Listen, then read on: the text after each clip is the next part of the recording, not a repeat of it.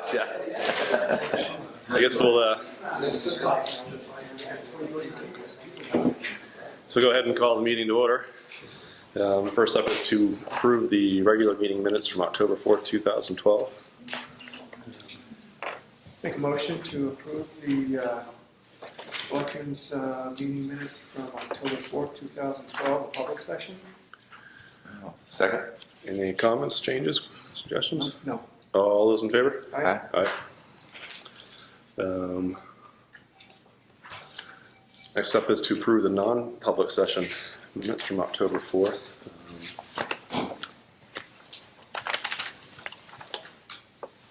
Make a motion to approve the non-public session from October 4th. Second? Those are them.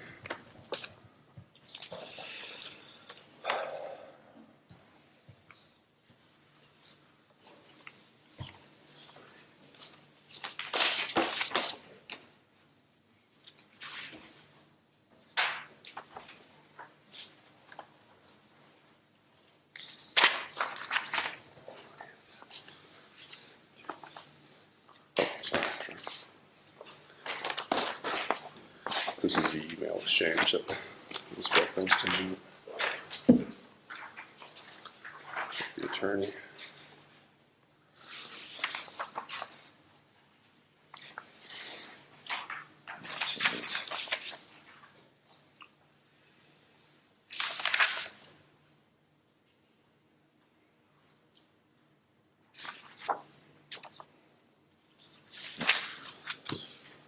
So these are minutes from the non-public session on October 4th, and Want to just pass over this for now until we... I'd like to, I do want to amend these, so we should probably do that later on in non-public.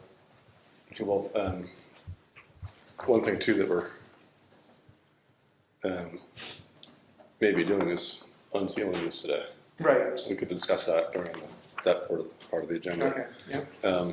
So I guess that we could either withdraw the motion or just vote it down for now. Well, I didn't make a motion, I just said I wanted to do that later, so, Wait, let's put the motion to approve. okay. Let's just vote it down for now and then we'll Okay. take it up again later. Okay. All those in favor? Opposed? Aye.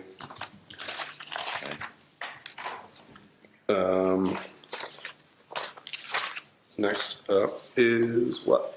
The Selectmen's regular meeting minutes from October 18th, 2012. Motion to approve the regular meeting minutes from October 18th, 2012, the public session meeting? Second. Any discussion there? No. All those in favor? Aye. Aye.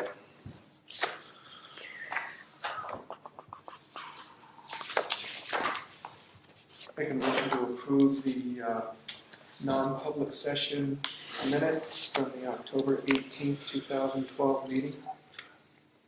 Second. That's the public session minutes. Any questions? I have no edits. Edits? All those in favor? Aye. Aye. Sealed. These were sealed.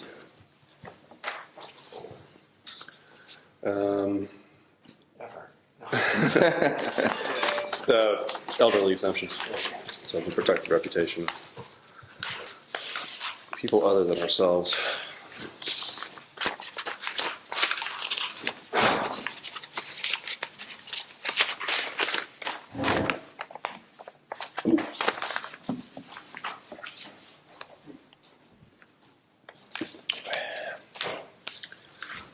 And we've got the transfer station public hearing from October 25th. I'll make a motion to accept the minutes for the Bartlett Jackson transfer station. Second? Any questions, edits? All those in favor? Aye. Aye. Martha, you did a good job on those. Those were kind of tricky to prepare, I imagine.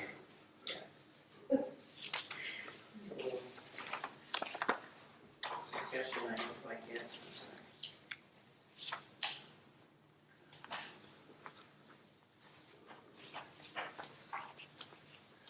And that brings us into public comment. Does anyone have anything at this point in time? Hearing nothing, we'll go on to the police report.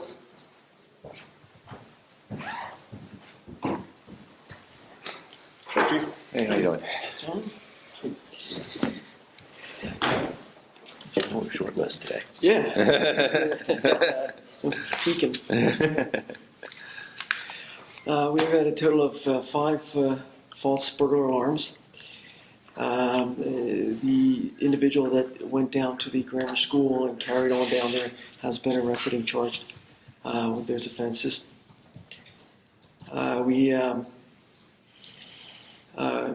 Someone found a lost loose dog, and because the dog was registered with the town, had dog tags for the town of Jackson, we were able to get the dog back to the owner pretty quick. Fingerprinted a person for SAU 9 employment. Took a call for a suspicious vehicle out on Dundee. A loud noise complaint from the Reserve Hill Road area. Did a check on the welfare. A person could not get a hold of an older friend in town for a while and was concerned, so we went around and checked on it. We had stopped a car on a traffic stop, and the plates were suspended. It stayed suspended. So we took the plates as required and then impounded the car. And we have a person in town who's expressed an interest in coming on part-time with us. And we've been talking with that person. And we have a part-timer right now, Saul Rossman. He's been with us since the spring of 2004. But he's never given us the time that we've really wanted from him. And so there is a use for somebody. And this would be something that could fit within what our budget is. So I just wanted to bring that to your attention. I'll be coming back later on with more information. Okay.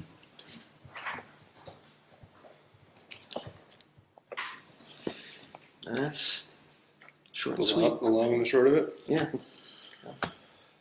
Excellent. Thank you, Chief. Have a good evening. Thank you. Just kind of sneaking up. Guess you're up, Jay. I don't have much, not really too organized, but fire, pretty much everything's normal. Made it through the storm. No issues. Bunch of trees here and there, nothing too major.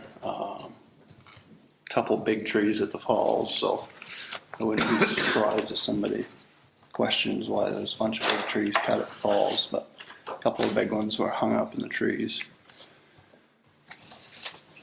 Dundee was fine, a couple of little washouts from where culverts were plugged up from leaves and some tree limbs, but we lucked out.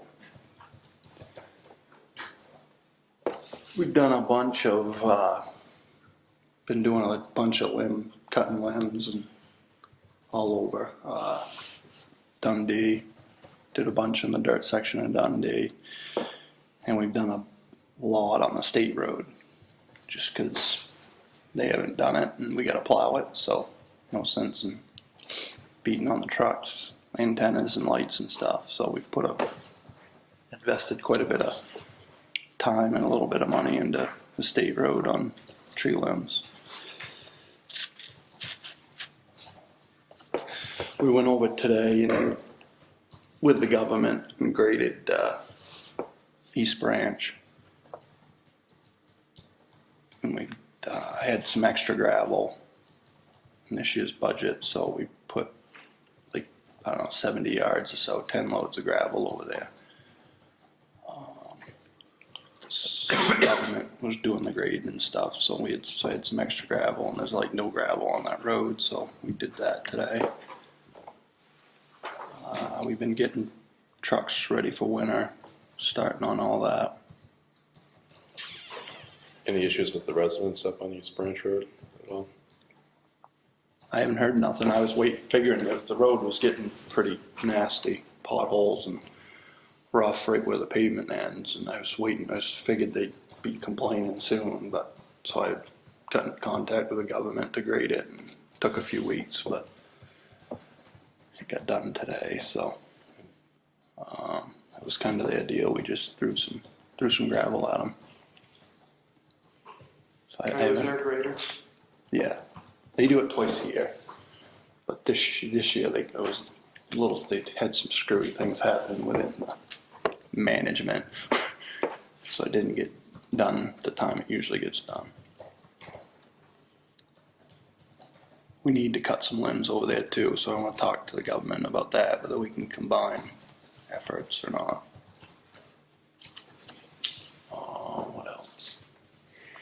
The only thing I haven't been on since the storms are Class 6 roads. I haven't been up them yet. Maybe that'll do that tomorrow.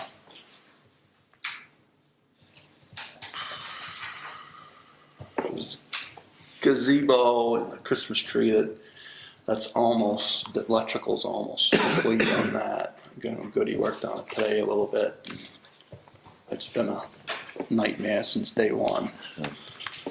So hopefully that'll get situated next Thursday.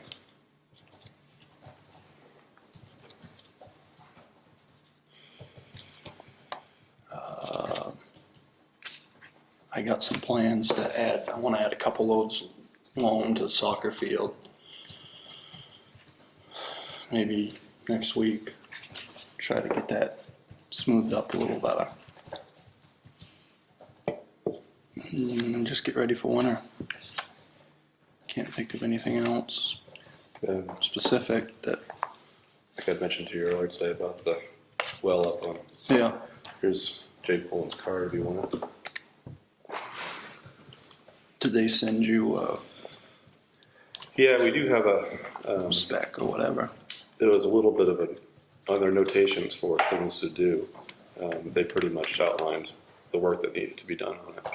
I'm pretty sure if you just took a look at that, you can probably tell what's there. Diane, you still have those from Jay Pullman last week or 2 weeks ago when he was here to discuss the capping the well up on the Maloon Road dump site. I have his email.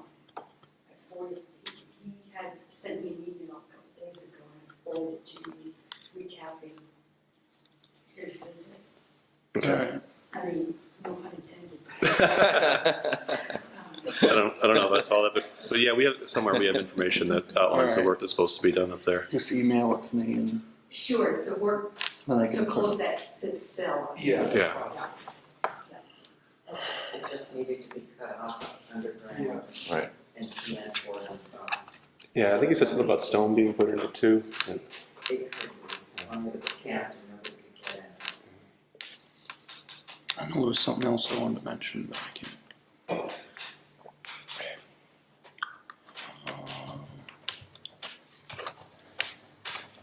Until important, I guess. Well, if you think of it, you can let us know. Were you going to stay around for the discussion with the chamber? Yeah, that's next, right? Yep. Yeah. Should we move into that now? Yep. Excuse me. Why don't we just stay here? Sure.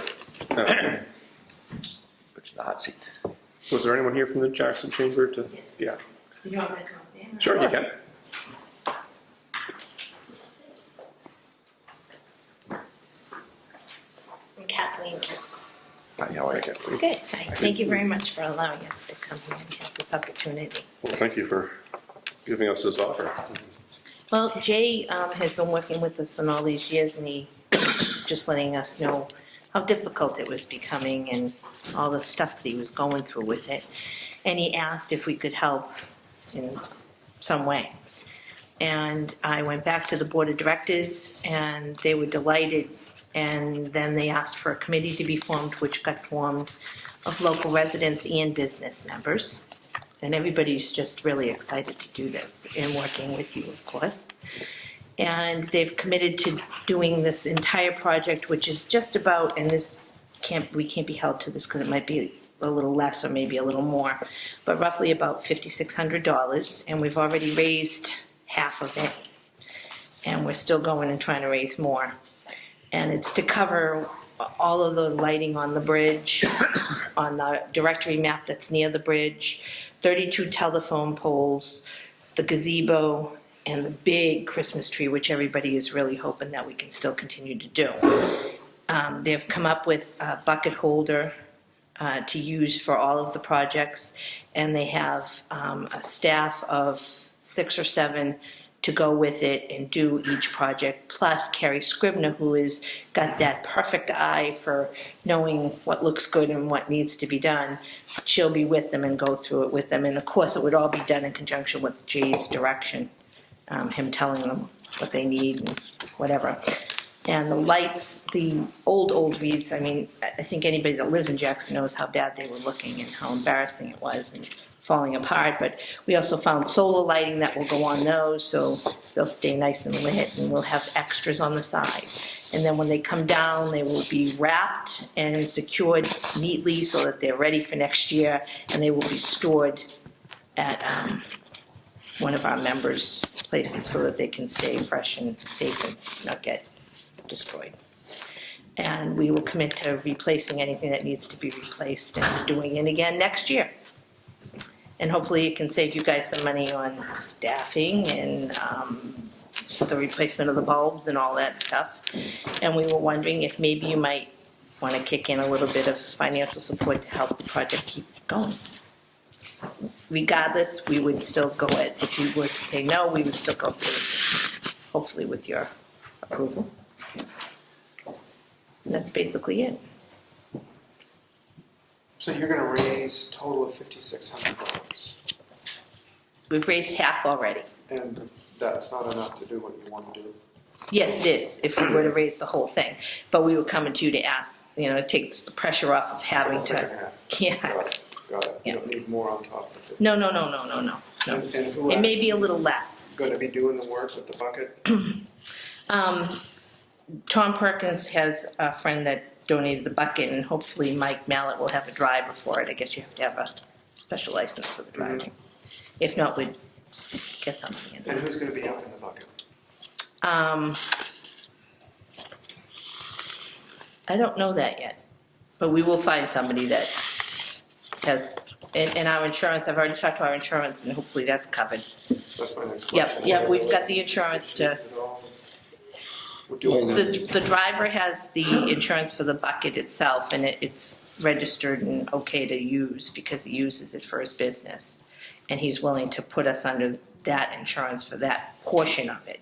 And then whoever goes into the bucket, our insurance company would cover. Which the bridge, keep in mind, has nothing to do with us anyway. I It want was that. always a liability issue with us. It was always a question and with the state and the electrical and if the Christmas lights burn the Christmas, bridge down, and we never went nowhere with that. But keep in mind we always did it, but it's not ours.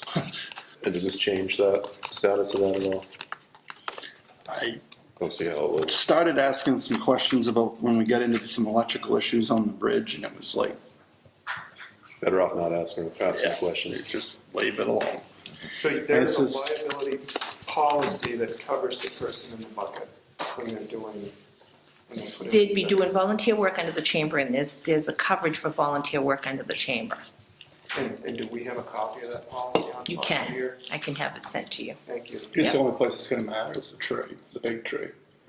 Because then all the light poles are power company Yeah, deal. I mean, as long as we're not being exposed to any Yeah. liability. Well, we always get exposed no matter what we have, but. Yeah. Yeah. Our I think- side of it was, I thought we were still gonna do like the wreaths and the bridge and stuff. But Kathleen had just recently told me that they wanted to take the whole thing over. Only to help. I mean, we're Yeah. not trying to, we're, No, they're just the businesses and the people that are on this committee are very excited to do this. It's I a- mean, Jackson is just absolutely gorgeous. It deserves the attention. And it deserves that little special, no, move it to the left. And that's the aspect of this that I really like. I mean, it's nothing against Jay, but it's, you know, to have energy and a wish to do something, I think you're going to end up with a much nicer, better looking it product. was It's a gonna be gorgeous. huge aggravation for us. Money wasn't.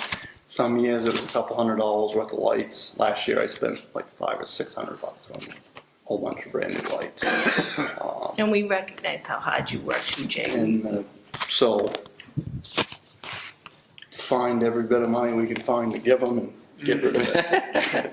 On the money side of things, I don't know if we have much left in our maintenance of town buildings at this point, do we? We do more than we thought. Because that would be the, I think so, right?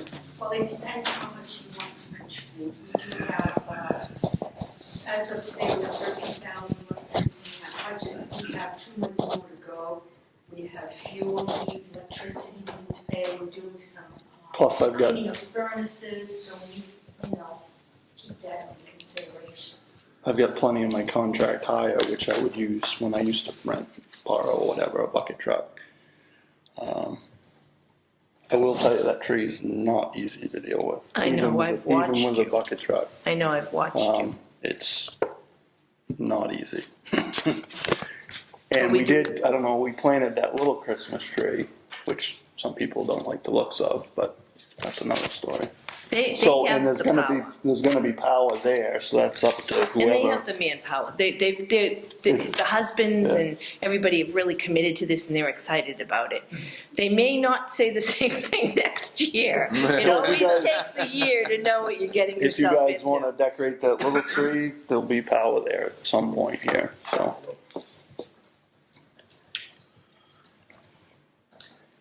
We'd be grateful for anything. Yeah. And I'd we say would still go forward go with this for it. even if we didn't Give get them- anything. All we And can. maybe I'm not supposed to say that. They'll be Yeah, all right. I'd almost be willing to do that. What would it have cost you out of your budget to do this? If we had to do, we had already had given away the big tree. Right. We had said that was done, but if I had to do the big tree, it could be anywhere from $200 to $1,000, depending on and lights. And one aspect of this that's kind of getting left out of the picture is it was new wreaths and new lighting throughout, and that's nothing that you would actually consider in your budget at all. Right. And it really just comes down to, is it time to do that or not? I think that it really is. I mean, it's, Everything is more than 9 years old. what we have is kind of tired and needs replacement. So, I see most of the expense that's in here, if not all of it, is really for the purchase of the products. Mostly what's happening here is people are volunteering their time to do the labor end of it. I think since most of that cost is going to fall on the town anyway, since even half of it's been raised by now, I think contributing the rest of it would be something that would be a benefit to the town. So if anything, I think we're getting a savings there because you've already raised half of the money that we may be expending at some point anyway. So I mean, from my standpoint, I wouldn't mind trying to fund the rest of it, but again, it's not necessarily money that the taxpayers raised this year, so if we're feeling hesitant on it, I understand that too, but we've got the money in the budget for contract hire and probably some of the maintenance of town buildings, which is where this expense would fall under anyway, so how do we feel? Well, as Diane pointed out, we still have some expenses we're going to incur this year, so you're talking about roughly $2,800. You feel that money is in your budget right now and won't be money you need to expend to get through the rest of the year. Is that what you're saying? Technically, most of it would usually come out of maintenance of town property, except for like if we rented a truck, used a bucket truck or something, so. I mean, if you're looking at 28, if you're looking at 28, I think the maintenance of town building budget can absorb that. take 800 of it out of contract hire, which we normally might possibly need. And take 2 out of Yeah. maintenance of town property.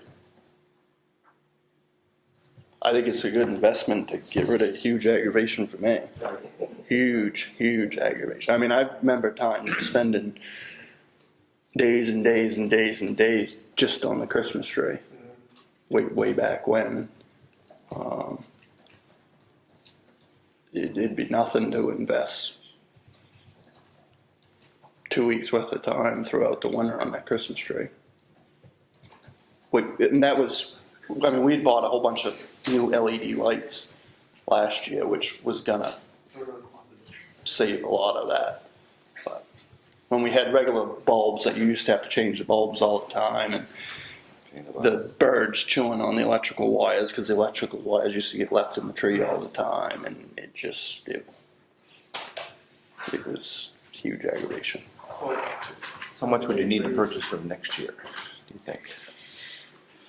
Jay would probably know better than that. Are you taking all the lights out of the tree? Yes, we are. Yeah. We're gonna take everything down and store it properly, so we're hoping to not have to, So you have Do a a lot of fairly that. large expense this year, but next year. right, next year it should be minimal.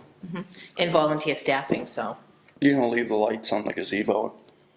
Only reason don't- I say is I don't know. weddings and stuff, whether they'd want them. If you wanted that, that would be fine. I That's don't know. fine, you could let us know what I you think those have prefer always stayed to. up, right? We'd rather, I told you we would constantly work with you, making Yeah, sure I mean, we're the only doing thing what I we gotta should do, and- the only thing I gotta do is show you where the breakers, show somebody where the breakers are, and the only issues at the bridge,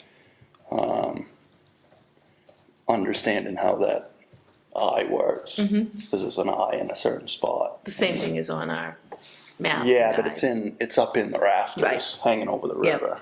You're right. So like, if you go down during the day and wanna put the lights up and see if they're lit, you have to climb up in the Yeah. rafters and cover the eye. Then you gotta climb up in the rafters on the other side of the bridge to plug the lights in. I thought you said you had solar panels on those lights. The wreaths, I think The she's wreaths. talking about. The wreaths, yes. Be careful what you do with the wreaths, like how you change them, like if you decided you didn't want wreaths and you were gonna do big banners or something. We're sticking with the wreaths for Yeah, that one particular Cause I don't reason, know if it for what co-op. we've already got. That's why what they, Think so. but they did, instead of doing the Christmas look, they really wanted to go to the winter look with the skis and the pine cones and.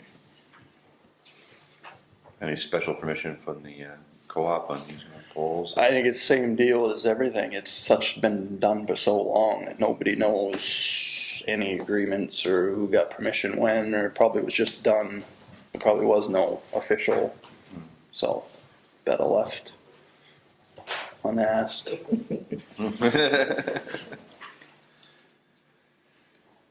Well, what's our pleasure, gentlemen? Well, sounds like we would have had to spend somewhere between 200 and 1,000 anyway, and there would have been a lot of aggravation and taking over a major project, and private sector's already raised half of it, and I'm hearing from both Diane and Jay that there is, the money is available to contribute as a match for what's already been raised, and that the insurance, liability insurance I'll send you a form copy. will be on file here at the town. So I'm in support of it. I concur. The balance that was needed was how much? To meet the number that you hear. $2,500. 25. Okay. I'd entertain a motion to $2,500 to go towards the Jackson Chambers Christmas tree lighting and wreath lighting and bridge lighting. So Second? Before we take a vote on it, does anyone else in the room have any comments they'd like to share on this? Bill? I didn't see anywhere where he advertised seeking donations for this. Has anything been done about that? And the public did? It's on, unfortunately, we didn't do a mailer yet. We were getting ready to do a mailer. It's on Facebook and on our website. And we did an emailing to all the businesses and all of the residents that are in our email system. I only learned my address recently, so I don't. Now Facebook guy, Bill? I did apologize first by saying we were getting ready to do a mailer. Yeah. So, right, I think it would be a worthy cause for some of the people in town that maybe donate a few bucks. Do we want to hold off and maybe, Well, what we could do is we could say up to $2,500 and fill allow in you the to, blank? to raise more money privately if you didn't want to. We were getting ready to do a mailer. Actually, I could get it in the mail tomorrow to the P.O. boxes of Jackson. Okay. So we amend the motion to up to $2,500 to be spent towards that. Once the end of their fundraising campaign is complete. Right. I don't know who made the motion, but you made that You amendment. know, Okay. Okay. Um, So you made a motion to that, to amend the motion Yeah, I would have been up to to. up to $2,500. Could I have a date that you, Well, I was gonna. I'm gonna send, I'll send it out tomorrow, maybe if we could give them 10 days. Right, Is that good enough? if it was out tomorrow. Mm-hmm. Um, November 2nd, so November 12th?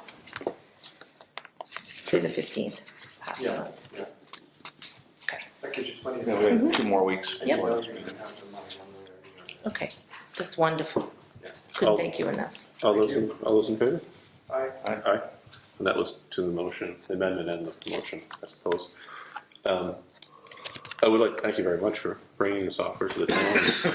But especially like to thank Carrie for the effort that she put into We'll this. make sure it tells. The only other Really nice point, of her. if you think you're gonna want anything for next year, we need to know, like, within the month. For budgeting. Oh, for Yeah. budget purposes, okay. We need to know now to budget it for, so, because if you come to in November, I it's not gonna be understand there. that. Mhm. Thank you. Thank you. Thanks. Have a good evening. Thank you, Jim. Yep. Thanks, Jay. Yes, Jay. You can go off the whole time you're there. Chair, thanks, Jay. You're leaving, head out.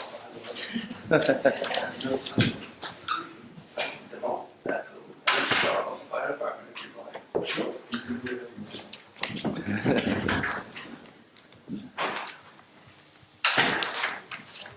And I've got some building permits to go through.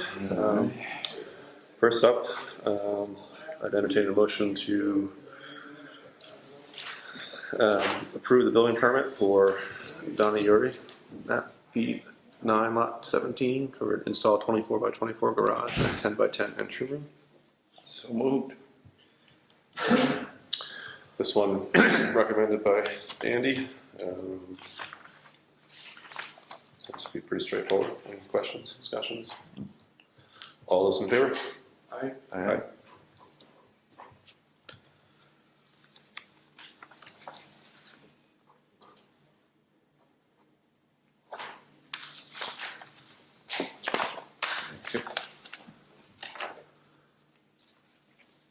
Next up, Andy is recommending that we not grant this permit application, as it appears as though the new construction is going to encroach the setback of, let's see,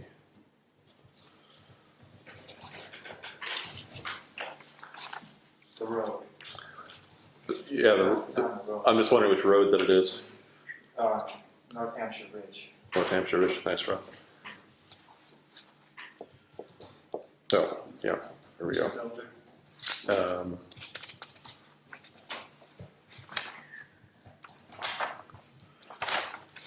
Give me a hand. Robbie, are you the builder on this one? Yeah. I could be. Or not. Were you aware that it was going to be inside the setback? Yes, yeah, I talked with Andy about this. Andy suggested I make the application.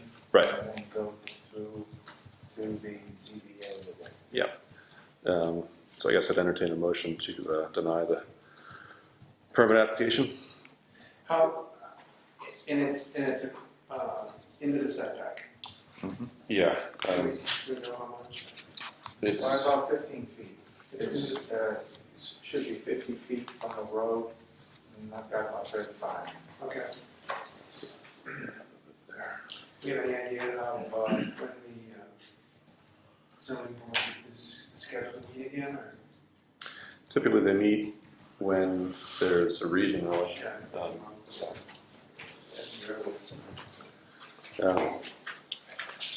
so the sooner we deny it, the sooner they can get the ball rolling there. So, Can we find out when they're scheduled to meet next, so the builder knows, and get it on the agenda?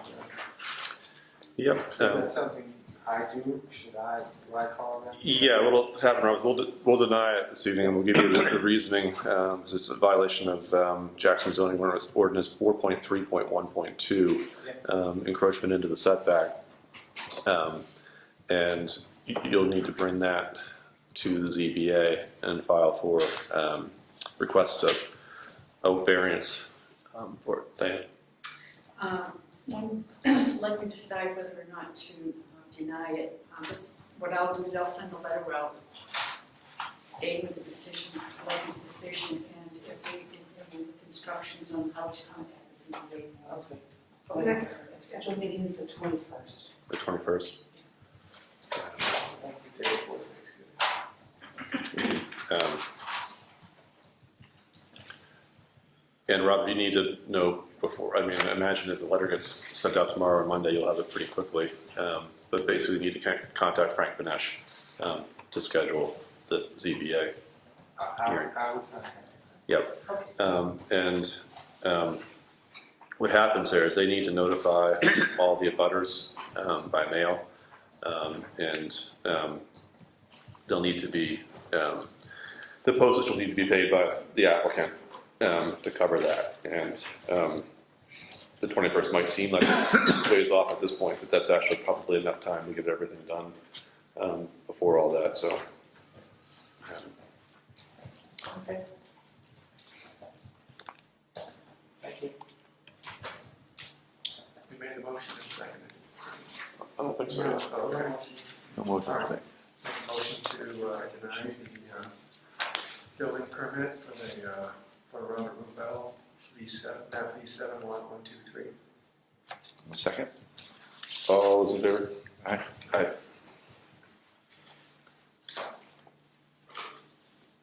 We'll add the reason to the motion. Yeah, I already said that. Thank you. Next up, Andy is recommending approval, so I'd entertain a motion to approve the building permit for Mallet Corporation, map R13, lot 29, excuse me, fire restoration and remodel dining room. I'll make that motion. Second, Any discussion here? are we approving a building permit here for work that's already being done?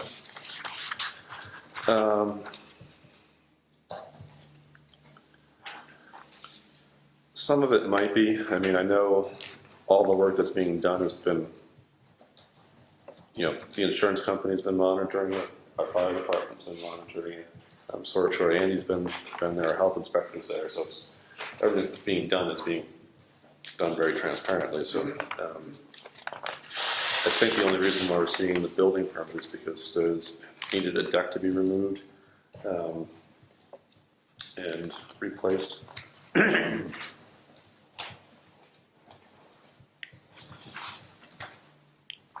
Oh, I'm looking at the wrong application here.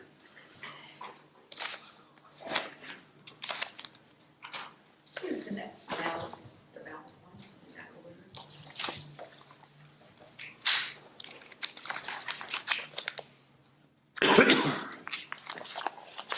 Here's, that's this one.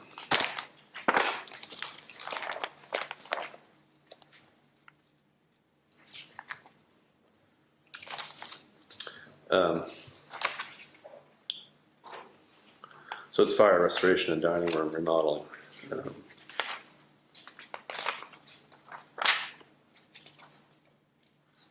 The price is unknown at this point in time, but I imagine it's going over the $10,000 limit. So Andy's been involved, you said the fire department. I don't know how far Andy's been involved, but I do know that our health inspector's been there, our fire inspector's been there, the insurance company, the man has been there. So it's, everything going on there has been well documented and known, so. Well, it's unknown, I think, is how much it's gonna cost them to do the whole thing. Well, I think another reason it was started was because of its emergency repairs. They had to, close things up, obviously. And actually, he's recommending that we not grant this application. I would not recommend granting the application at this time for the interior remodeling. The town has received no plans for the proposed floor plan. Excuse me. I know they're in the works, but I haven't seen them yet. These plans need to be reviewed for compliance with the state fire and life safety codes. Let's pass over on this one then, I think, for now. You withdraw the motion. I'll draw the motion.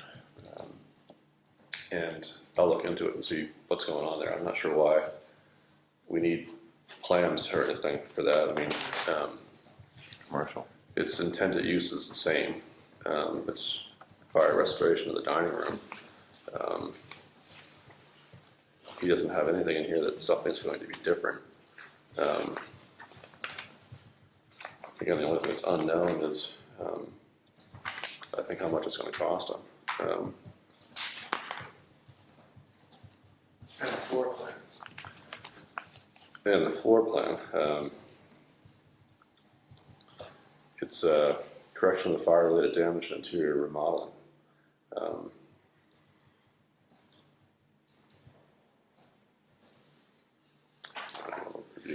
Well, I just want to do everything we can to be supportive of the business.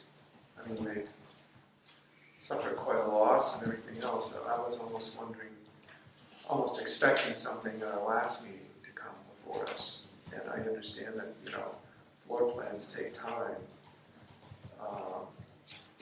I'm wondering if we could, Andy's recommending approving part of it would be the restoration, fire restoration, so they can get going on that. phase 1, correction of the fire-related damage, and then he's got phase 2 would be the interior remodeling.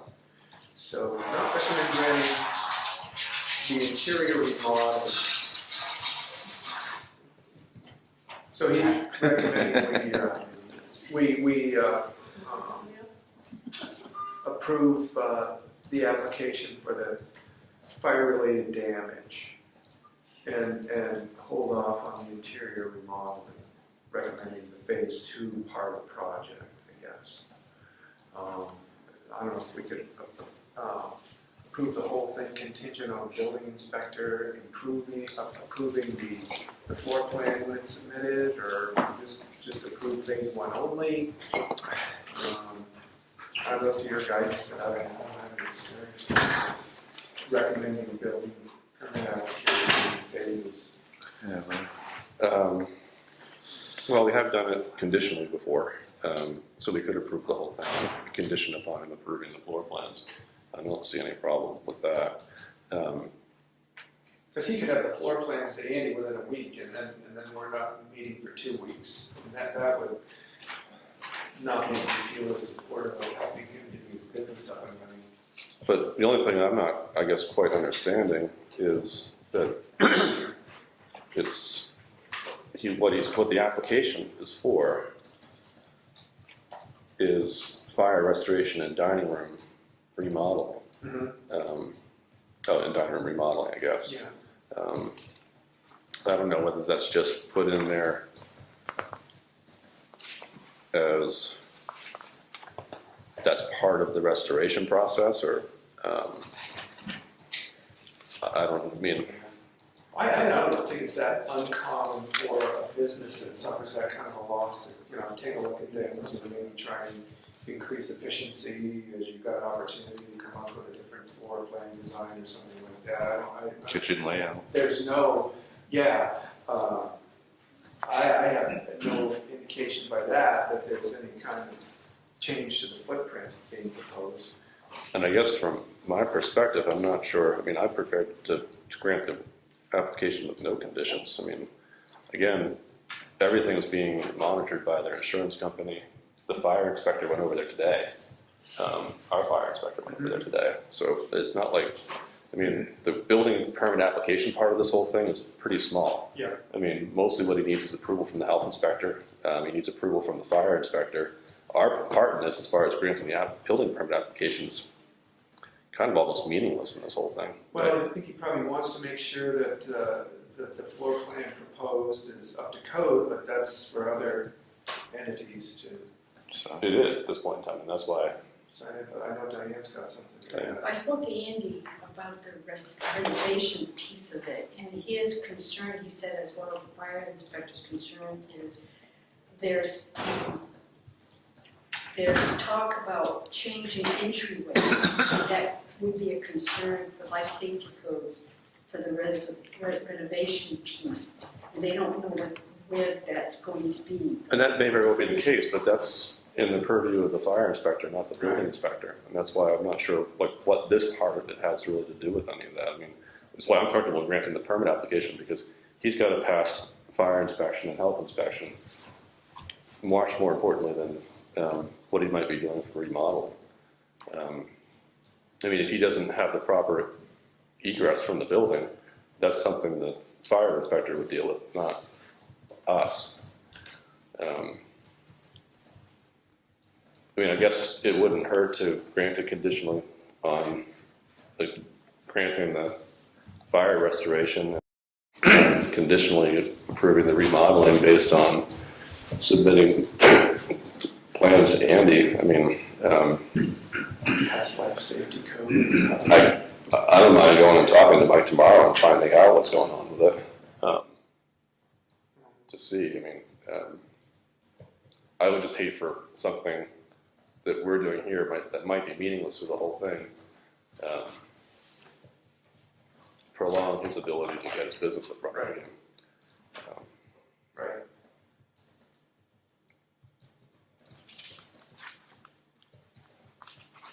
So again, I'm comfortable in either approving the whole application, approving, I mean, again, I don't know what even how that looks like. I mean, he's looking for a permit that you can put on the building. I don't know what that, like, what does that look like when you're doing conditionally? What can you do? Like he can only do the fire restoration but can't do the remodeling? I mean, that just, I don't know. I would just assume grant the application, or I can talk to Mike and find out what's going on with it. Have you ever had granted building permit applications? You have any experience with that? I think we did once before. Remember the reason? And all we did was we held off in actually giving the permit until the conditions were met. Do you remember what the conditions were? I don't remember what the conditions were. I think it was just some information that was left out that we were looking for. And it may be the issue is that we don't know the value fee, which again, I mean,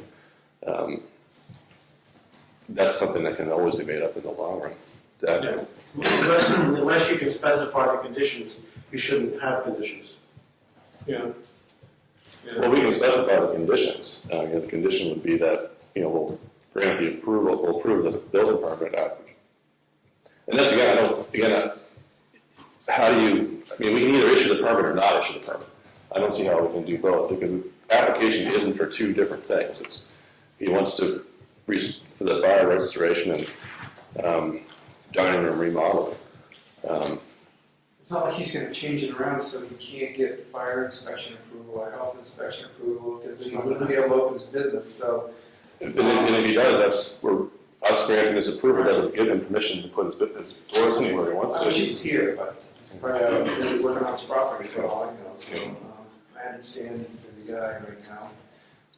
I make a motion to approve the building permit for the Mallett Corporation, R13 Lot 29, fire restoration and remodel dining room.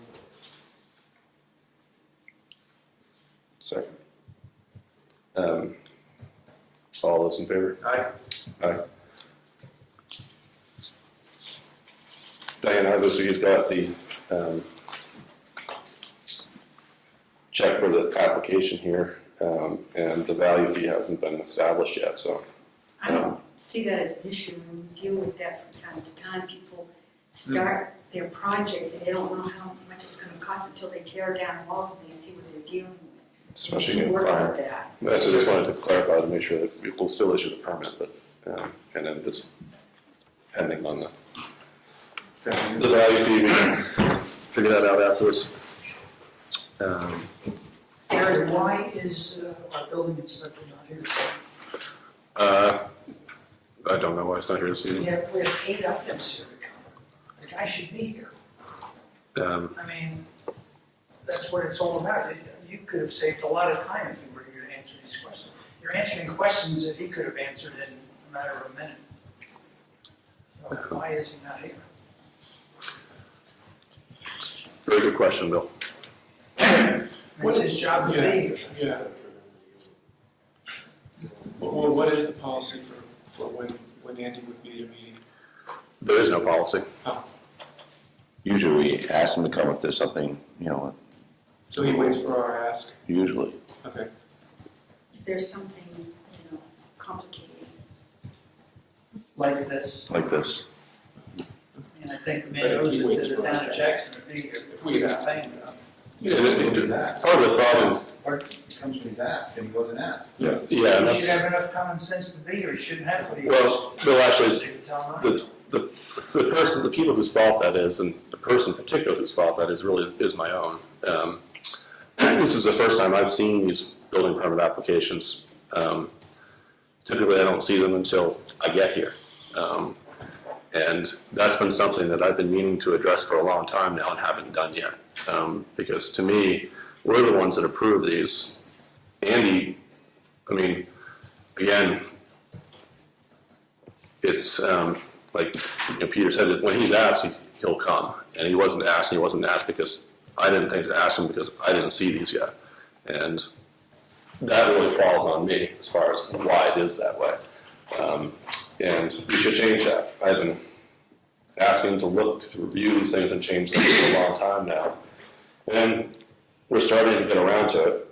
It's just been a long process. But what this really demonstrates, what just happened here as far as this building permit application is concerned, highlights the main problem that we have in our whole process here. And that's, we don't have a building inspector. Andy Chalmers is not the town of Jackson building inspector. We don't have one. The Board of Selectmen acts as the building inspector, which is an odd and convoluted process. And again, this just highlights the problem with it.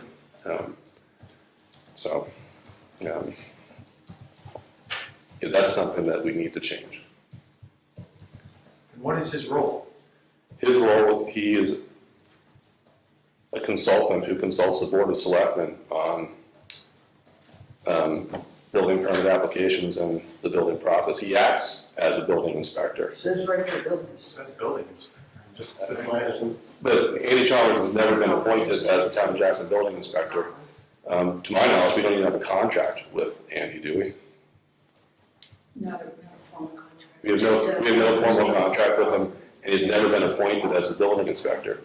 Again, he's acting like one, but acting like one doesn't make him one.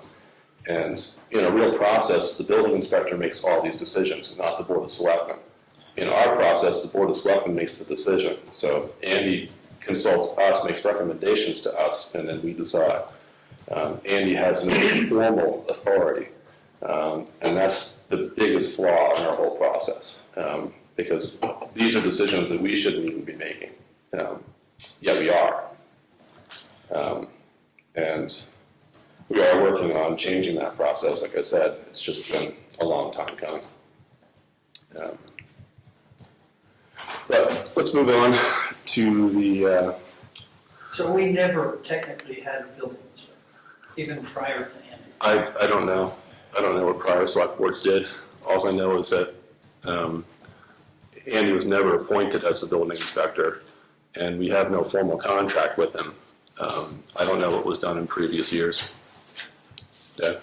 We've never had a building inspector approve building permits.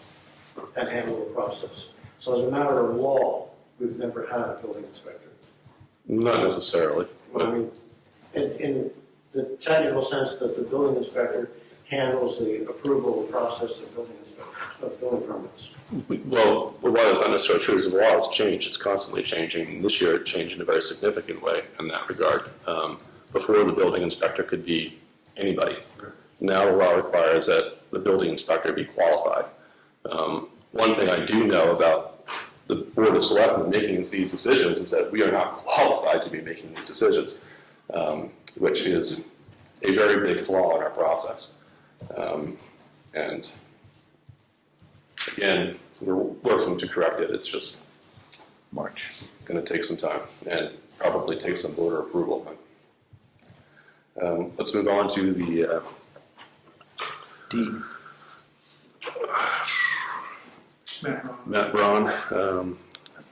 If I can find that one again. Oh, for Mallett's here.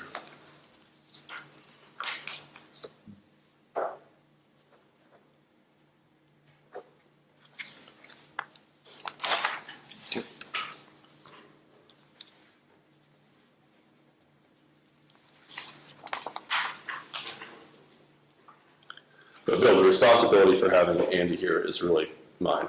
Yeah.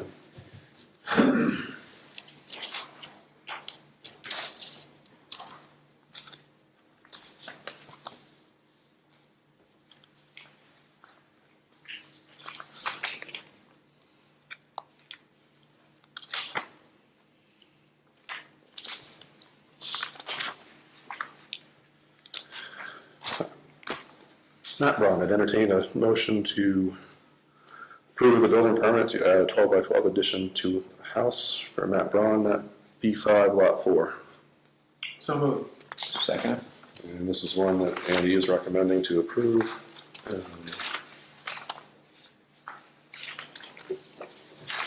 Seems to be pretty cut and dry. Not encroaching into a setback anywhere, obviously. Nope. He's got 60 feet pretty much all the way around, and 29 feet. I imagine that's that's not on the road, that's on the abutting property, so he's got all the setbacks met, yeah. Any more discussion? I'm not going to see this. All those in favor? Aye.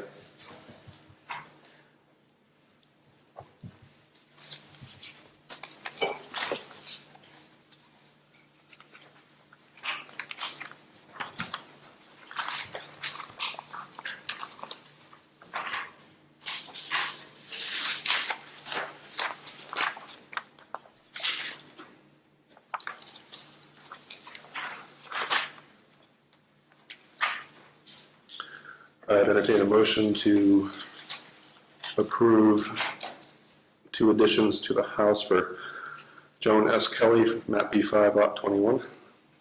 So moved. Second? Andy, D. E, yeah, did I say B5? V4, yeah. B4. Did I say B5? Yeah. No, I meant to say B4. B4, lot 12. Thanks. I'm watching you go home. Andy is recommending that we approve this. That's pretty straightforward to me. Anyone see this?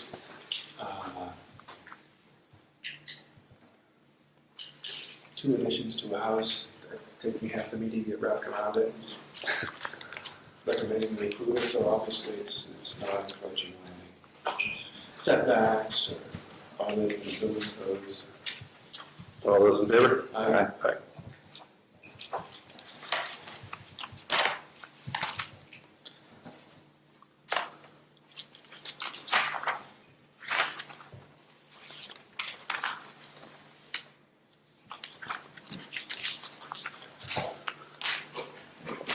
Next up, entertain a motion to approve the permit extension for Peter and Emily Benson, map R18, lot 58. And he's recommending the extension. Make a motion for that. So Good second it, John. Second. All those in favor? Aye. Aye. Diane, do we sign extensions or they just? That's good. You don't, no, you'll sign them on Monday when you come in. Okay. Can I ask a related question? Sure. Not about the extension, but about the taxes on the property. So the tax rate begins on April 1st.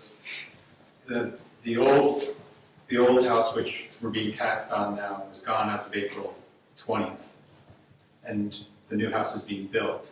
So how do you go about amending the taxes on the property?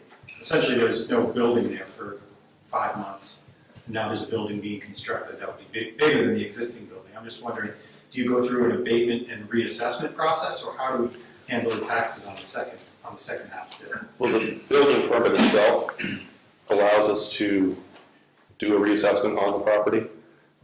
And basically, it would come down to when the assessor goes out and assesses the property for the year. If he was there April 2nd, it would be based on the building that was there then. If he assesses it now, it'll be based on what point in the construction you're at now, basically. I assume you come out after the building was completed because it can't get a certificate of occupancy out, so it can't get in there until it's finished. Right, but it's the assessing part of it is separate than the building process part of it. By holding the building permit, it allows us to reassess the property. And the assessor can look at it at any point during the year. It would be based on from April 1st to March 31st is how your 2013 taxes will be assessed. And it really just comes down to at what point he goes out and sees the property. Oftentimes he might not necessarily even go and look at the property. He might just look at the building permit, see what's being done, and base it on the building permit value. Now in this circumstance where it's a removal and rebuild, he probably would really have to go visit the property to determine what the value is going to be. He'll probably go do that after the building permit is done. It doesn't necessarily have to be done that way, but that's the way it probably will be done. I just had one other comment, and I'd just say that I think that after an initial application fee and that building permit fees that total over $700, a reapplication for an extension of another $75 seems a bit high, but I'll leave it at that. I really welcome and appreciate your comment towards that. And it's not on our agenda tonight, but I don't know whether it was supposed to be or an omission on the person requesting a refund. Is there a reason why that wasn't put on the agenda? It is There on is there. some number. Number 11. It's not, was it? Oh, it is on there. We have on the agenda tonight a person that's requesting a refund for a building permit that was never executed. And the glaring thing in that whole request to me was that someone had to pay over $1,500 for a building permit. And that just seems exorbitantly high to me. And it's something that I think that we really need to take a strong look at and see if what we're doing is fair and equitable.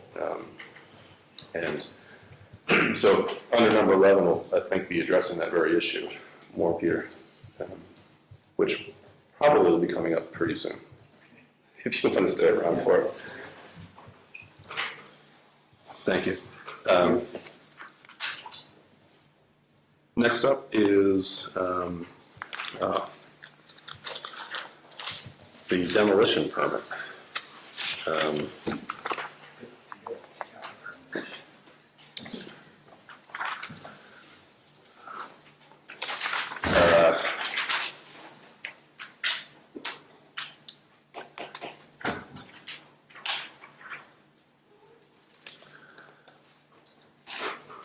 Anybody know what a demolition permit is? I've never, one before, so. John, you know what a demolition permit is? Not to the letter of the permit, but I don't know what a demolition permit is. Then we're really in trouble. Well, not necessarily. I mean, I don't. I had to file one last year. You did? Yeah. I mean, just as a point of reference. Yeah. And it's mostly for free and stuff. lead and asbestos are the two primary concerns as far as I'm concerned. as far as I was made aware. Did you get one? Yep. Is that Right. 175 construction that he's wants to demolish? This is, I believe, on the house above the town hall there, the work that's being done there. Oh.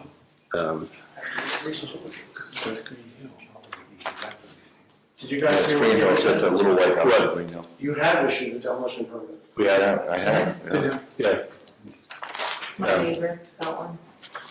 So we have- Burned down the house. we have done them before, I guess. It basically, as far as I understand, mine was last April, and it starts the process when the selectmen approve the demolition permit for the applicant to go to DES and get the DES's approval that there's no lead or asbestos on the property after inspection by a certified inspector. That's how it worked in my case. Those are the two things we're concerned with. Whether you're just tearing the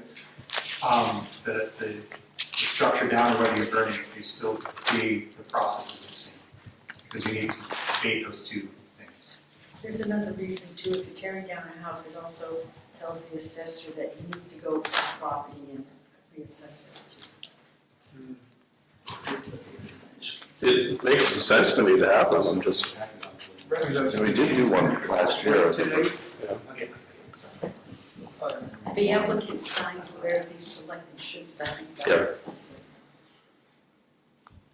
That's where I guess this is where we would sign, if the applicant did. I I guess there's no reason not to approve this. And we can get to the bottom of what they are, I guess, afterwards. Okay. Motion to approve the demolition permit for James McDevitt and Dorothy McCann, that'd be 1 lot 13. Second. All those in favor? Aye. Aye.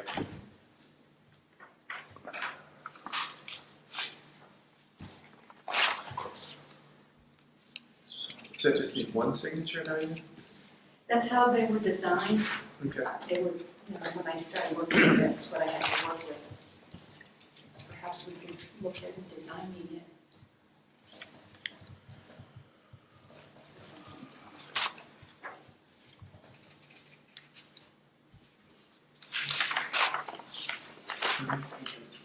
Yeah. We can revisit that again when we were going through the whole process here. Next up is certificate of occupancy and mutual release for Holly Lewis. Holly,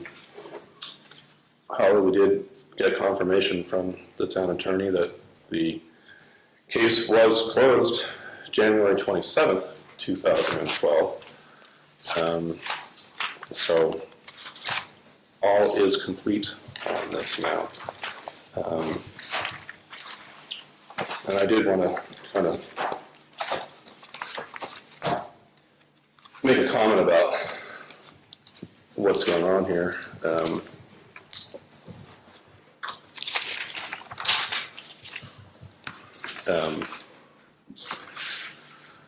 This has been a long and, I think, difficult process for a lot of people in this town, and particularly you, Holly. And lots of accusations have been flown around. I've heard lots of rumors about things out in the community. And one of the charges that we've continually had lobbed at us, the Board of Selectmen, is, and me in particular, is why we never sought to have you recover our legal expenses from you on this. And I'd like to answer that to the community, from my own perspective anyway. And if anybody else has something that they want to add or share their own on that, they may, but this is from my perspective on what I've seen happening here. Holly, I think you've been the victim of a very poorly run process. And I think that continually gets evidenced in how we deal with building permits and the approval process, what we're doing doesn't work very well. And it hasn't kept up. There's a lot of different reasons for that. And there's a lot that we need to go into really to address that and solve that. But for me, why I didn't think it would be fair for the town to ask for you to recover our legal expenses on this one is because the town did not incur those legal expenses from anything that you had done. We incurred all of those expenses because of the behavior and the actions that the town took, not from anything that you had been doing. And that's the most important reason, I think, on why we shouldn't be asking you to recover those costs. Because you weren't the one that had them happen. It was us. And I think that's very important from a right or wrong standpoint. And to me, it would have been very wrong for the town to go after you for that money when it was caused by our own actions. But there's also a very important aspect for the town in that regard. And that comes down to, from a legal sense, we had a very weak and I would consider frivolous case against you. And right from the law,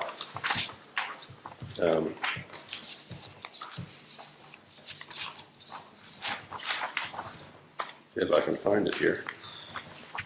These are tickets to a hockey game. It's no hockey season. There's AHL in Portland. This is right from the RSA, and I'll just read this. It says, if it appears to the court that the order was frivolous, was commenced in bad faith, or was not based upon information and belief formed after reasonable inquiry, or was not well grounded in fact, then the court shall order the defendant's costs and reasonable attorney fees to be paid by the municipality. And what that would mean is that if we had gone to court and lost, and the court determined that some of these things occurred, and I think frivolous is that's from my perspective. I don't think that it's fair to say that that's guaranteed.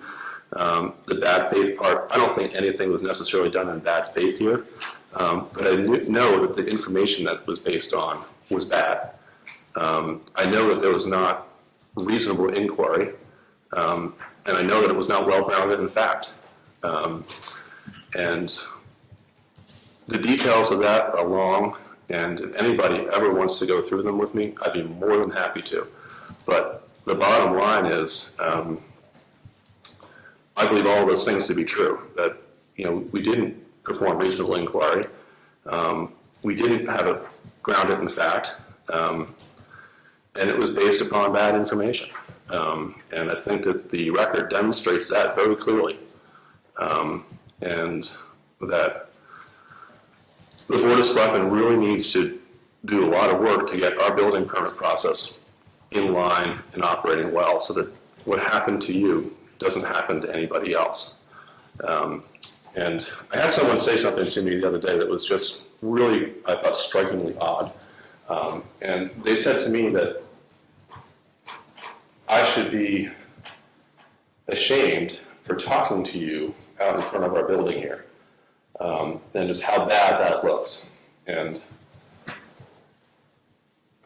it just seems really strange to me that that's the attitudes that have coming from people in this town, because I should be talking to people that are going through a process in the town. That's what our duties are.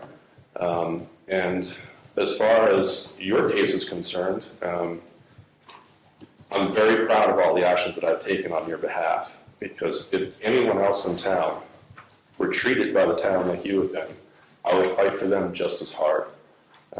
And I think what you've been put through is a shame, and that this town's a lot better than what we've done in this regard. And I hope that you see the good in our community as much as some of the bad that you've seen. because I think that we are a good community, and that we do have a lot of compassion and care for people. And I don't think you've seen or been witness to that, but I believe in my heart anyway that that's really what our community is more about.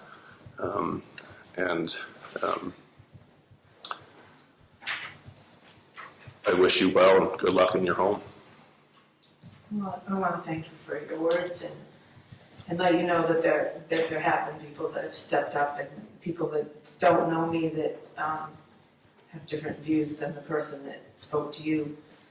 And, you know, I guess I don't see the same point of view. And as a matter of fact, I think I've spoken to Bob and John outside here before, and, you know, I see no reason why I shouldn't be able to. Obviously, as long as it wasn't anything that wasn't supposed to be spoken out of here, I don't understand the whole mentality of that person. But thanks again. I appreciate all three of you helping me out to end this horrible scenario that I've been in for, since 2008. It's not been good. Thanks. Go ahead, what do you want to say? Well, I would just say that I spent a lot of time trying to get up to speed on this case after I came on board here as a selectman, and I would probably have to concur with what you said. I certainly didn't see anything that was necessarily done in bad faith. And I would also like to say that there was an agreement that had terms and conditions connected to it that was drawn up in June of 2011. All of those conditions that were put in that agreement have been met. Our town attorney at that point in time was different than our town attorney today. Our town attorney at the time did not recommend going after legal expenses in this case. Our current town attorney had described what we're currently doing with local enforcement of the building code as in some ways, in his opinion, legally indefensible. So it certainly didn't make sense to me to try and recoup legal costs for those reasons. And I think that we came together and settled this case to the best of our ability. And it's time now to move on. And that's, as public servants, what the selectmen do. We move on. It sounds as though what you were describing was a lack of due process and equal protection. I don't think there's anything more important that town officials do than guarantee the right of due process and equal protection.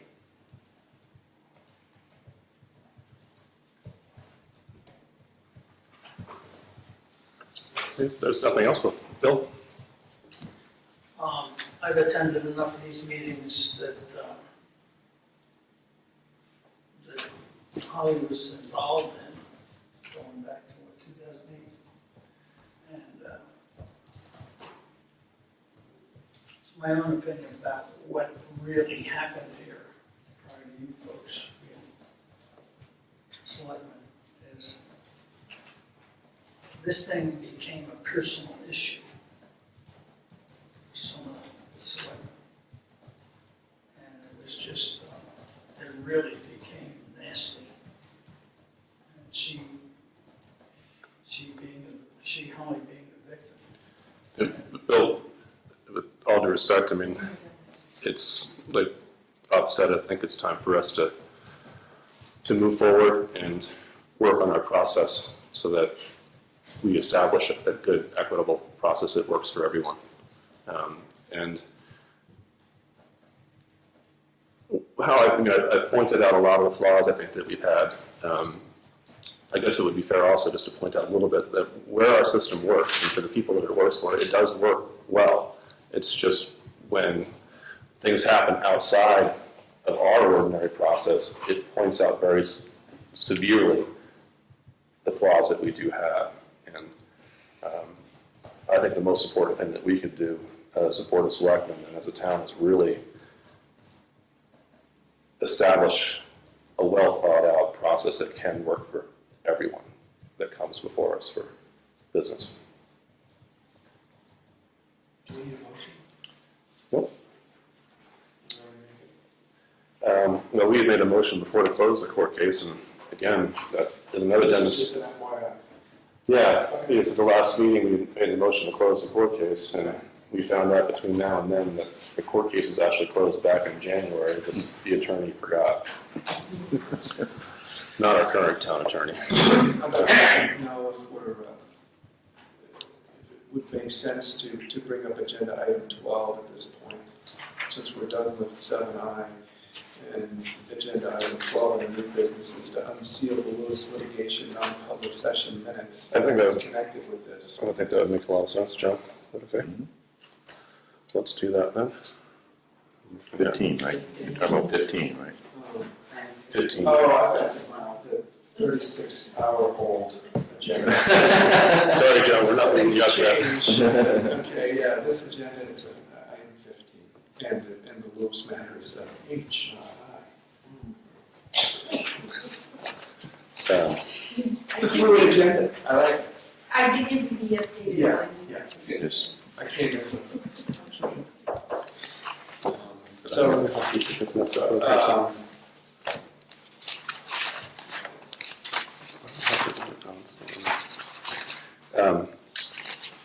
and Bob, at the last meeting, you had made the suggestion that we look into unsealing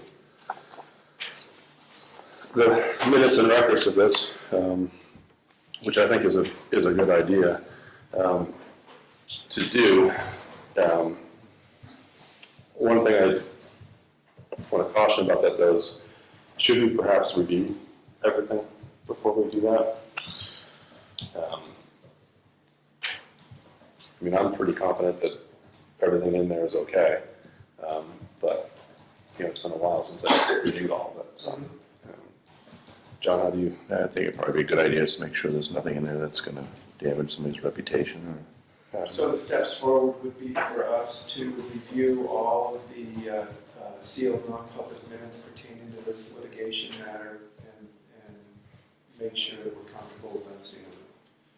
So that would be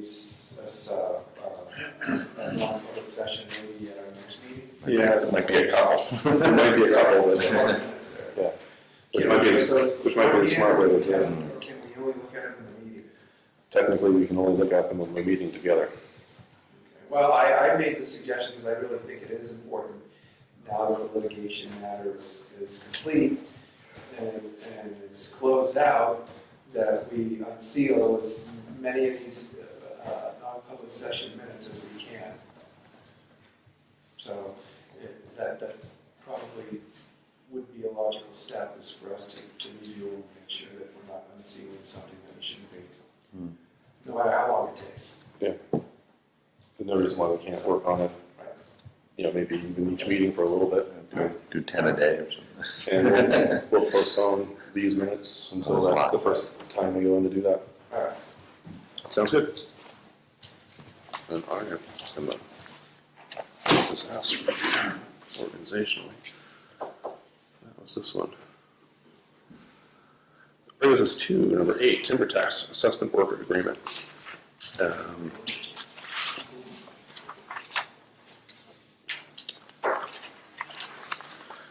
Dan, thanks for facilitating this and getting us to where it is, because it's a pretty important service, I think, that we would have been missing there, so. We're very lucky to have done this before you told us about it. Right. Yeah, I'm sorry to see him go, but I think the person who's interested is just as good. and I would concur with that. I mean, Don's been doing work for the Conservation Commission for a while now, is familiar with the town pretty well, so I mean, I think it's a wise replacement. And, you know, again, I think that the biggest thing we're seeing here is an increase in the hourly rate, and kind of as you just inferred, I think that was a long time coming. So, I mean, I think it's no surprise to see that the number go from $40 an hour to $75 an hour. It's much more that's much more reflective of what it costs these days to have the service done, so.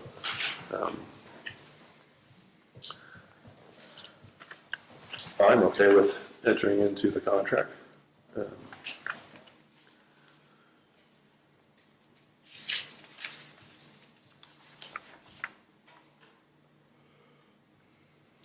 Diane, did you see my email? The clause is on the first page. Was it? On the bottom. Thanks. I know those don't mean a whole lot and they kind of invalidate the whole contract, but it's something that's wise to put in there just to have And the I ability. talked to Don, he had no problems with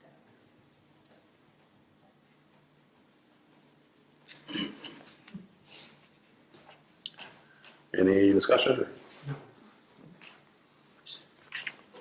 All those in favor? No, thanks, Martha. Make a motion to approve the timber tax assessment work agreement before us with Forest Land Improvement Inc. Chicago, New Hampshire. Second. All those in favor? Aye. Aye.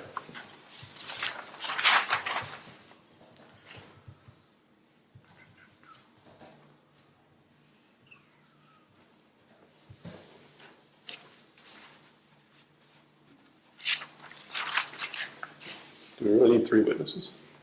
I can witness and sign later. I'm watching you all sign, so I've witnessed it. If you want. If there's a spot for 3 witnesses, I don't I know. know.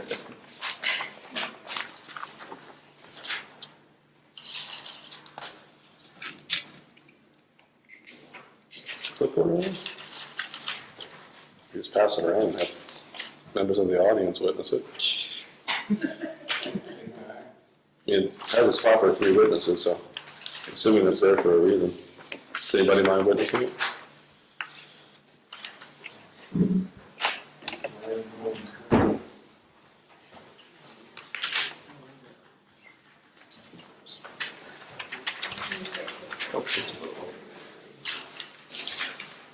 Surprised you had 3 audience members. 20 more minutes and we won't.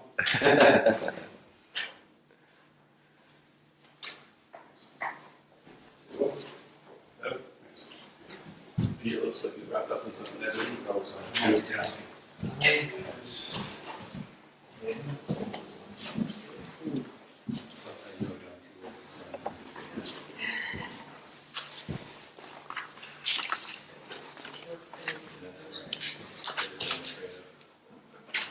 Next up is Forest Fire Warden appointment.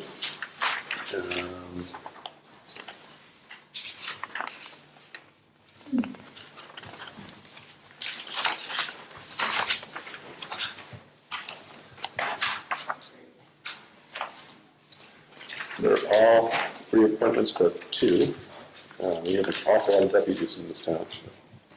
This is really more a formality for us than anything else. We just need to sign approval. We don't get to make any decisions there, so entertain a motion to approve the Forest Fire Warden appointment as presented. So move. And second. All those in favor? Aye. Aye. Sign.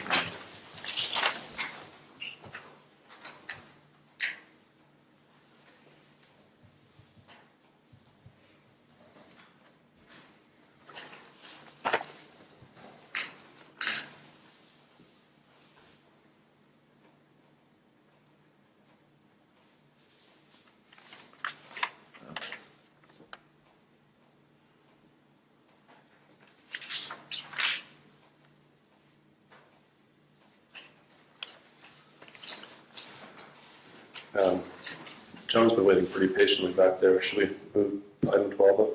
Sure. I should have done that before we went into these 2. Sorry, John.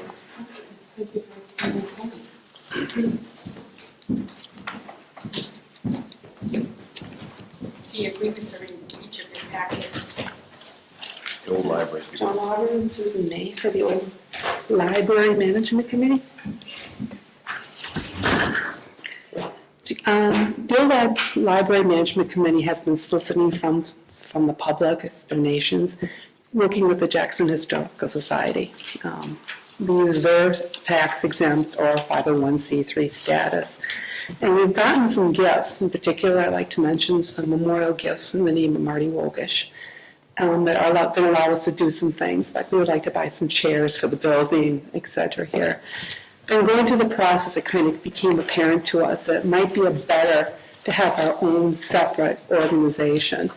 The Historical Society also solicits funds from the same people in town, and just to make it cleaner on what's going to be happening with the money, et cetera, we should lay out what we want this money to do.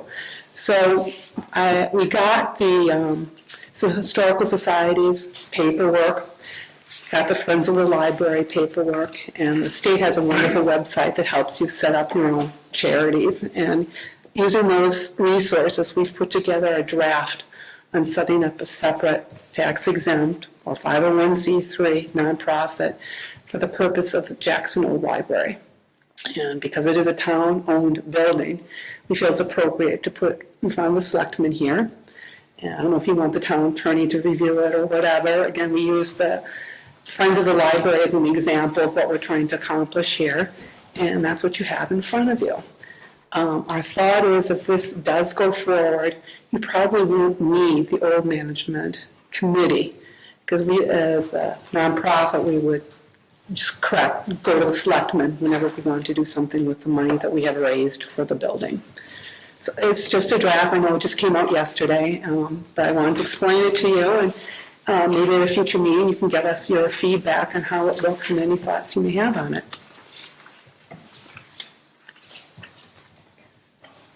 I think it's a great idea to do, anyway. I know like with the Whitney Oversight Committee, the Oversight Committee is also the 501c3 Friends Committee as well. Thanks. Like you said, they're pretty much, when they become one and the same, it probably makes more sense to do it that way, just to make it more official in that regard. I think it makes more sense for transparency anyway. The Historical Society's been great, but again, you're right, the transparency and what money's being donated to us, accountability and reporting, et cetera, here, and just it becomes apparent to us that we should have our own committee, our own 501c3. So I don't expect a lot of feedback tonight because I know they just came out yesterday, sent them to Diane, so if you could just let us know when you would These have. two different versions? Nope, you have to have an articles of an agreement and a set of bylaws.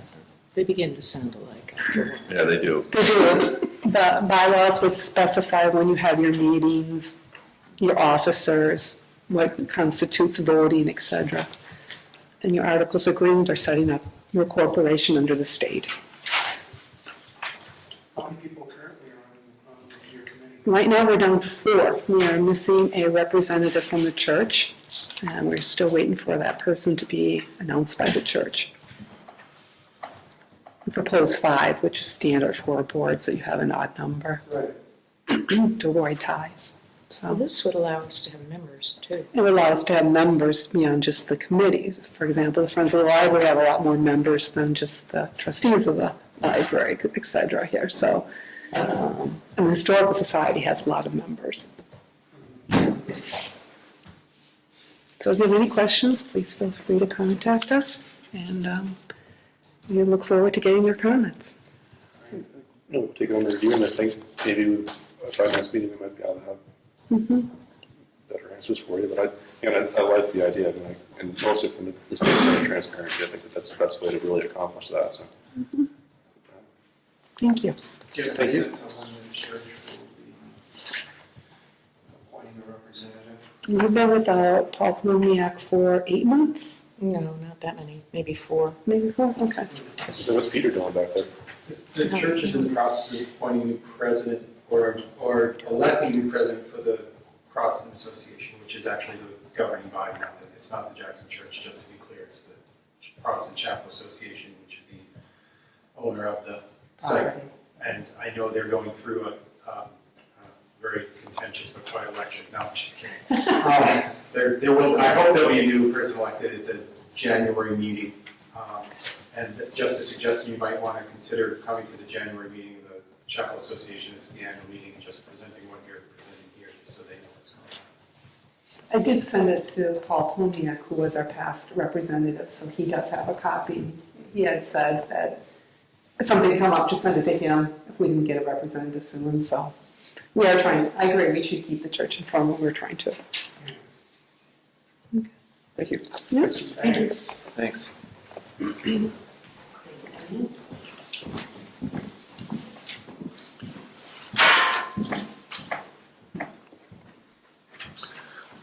That brings us to the propane and K1 fixed rate contract with Jesse Lyman. This is one that we had already motioned to approve, so guess I just entertain a motion to sign the contracts, or me to sign the contracts. So moved.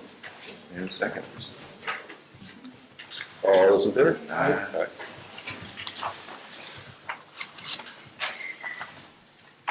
Just requires one signature, Diane. Correct.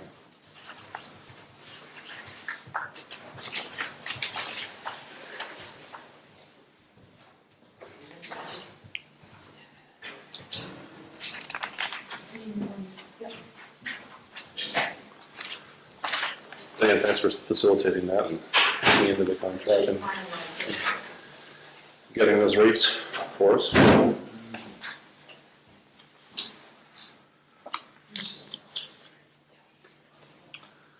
Brings us to the building permit fee refund request. Just read it because it's pretty short. Dear Selectman, I am requesting the return of my building permit money totaling $1,575. I have included a copy of the original permit. I did not build the house. Thank you in advance. Fred Landry.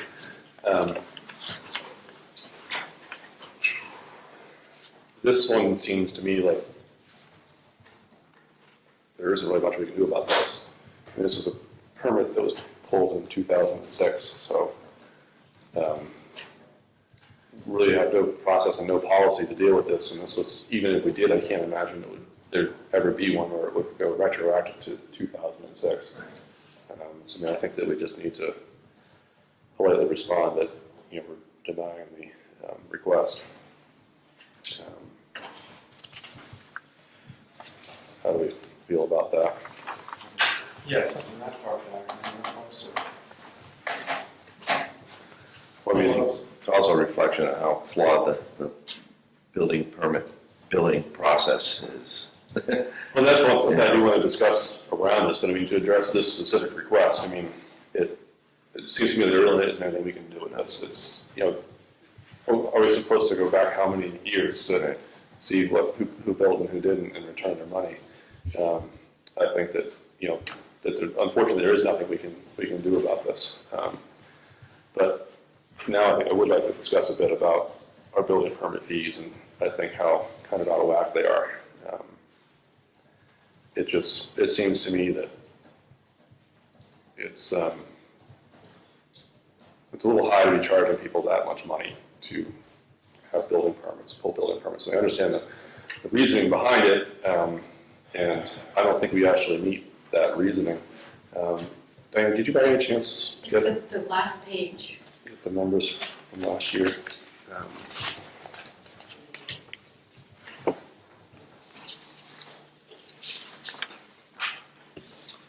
So we collected $10,571, and between Andy and the engineer, we were at $8,609.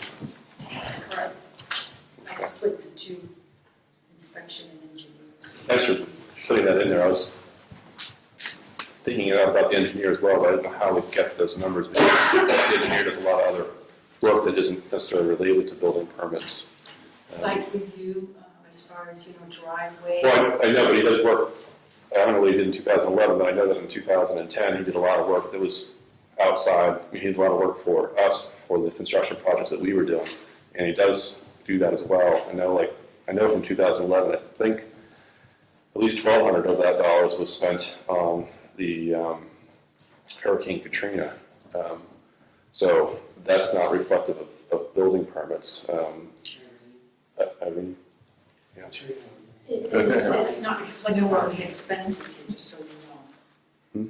It's not reflected in these expenses. expenses. 3,300. Oh, you kept that, the 3,300 is what you could have obtained from building permits?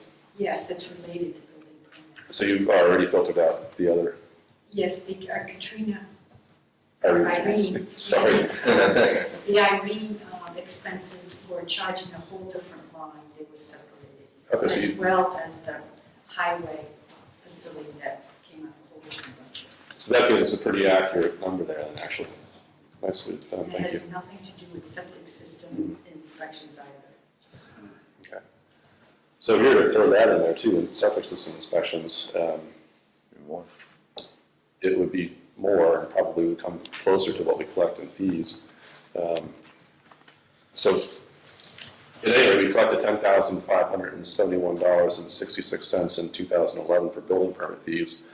And we expended something in the neighborhood of $8,600 to facilitate those building applications. So from the law standpoint, you're not allowed, your building permit fees that you collect, you're not allowed to use as a source of revenue. You can collect the fees to offset the costs to facilitate permits. You are allowed to go above and beyond what you actually collect in fees, what you actually spend for administrative costs. And I think that we're off a little bit here, but that's nothing that's so hugely out of whack that as far from a legal standpoint, that we have a lot to be concerned about. But then, it would bring me back to the fairness part of that whole thing. I know for my case, when I built my home in 2003, if I had to spend, probably would have cost me somewhere in the neighborhood of $2,000 for my building permit. That would have been really, really hard for me at the time.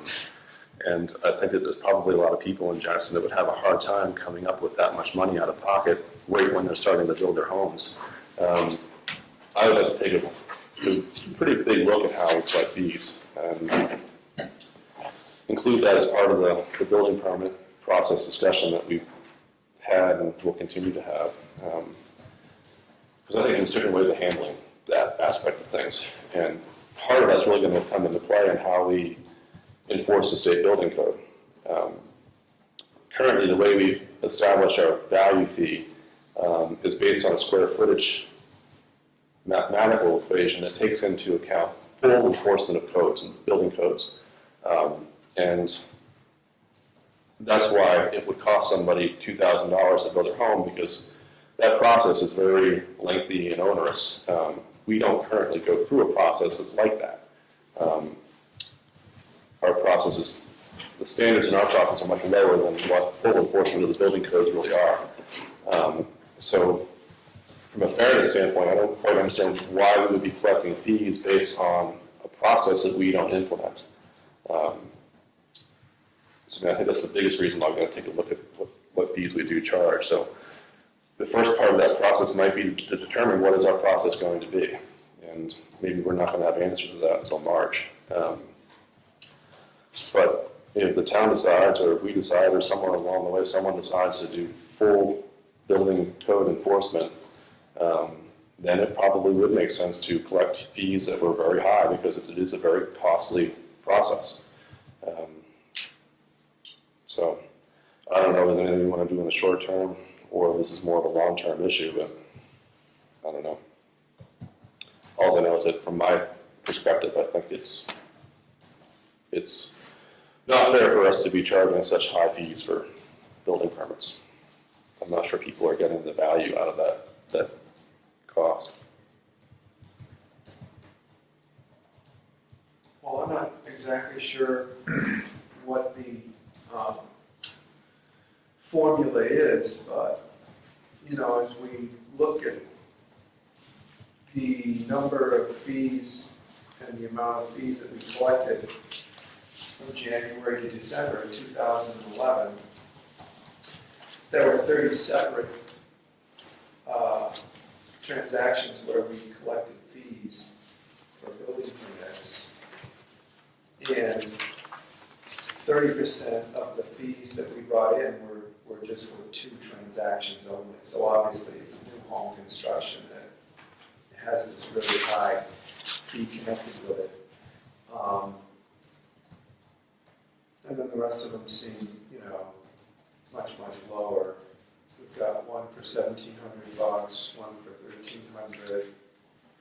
$1,300. You've got one that's $980 and one that's $985, and then, a lot of them that are $200, $300, $75 obviously is the minimum.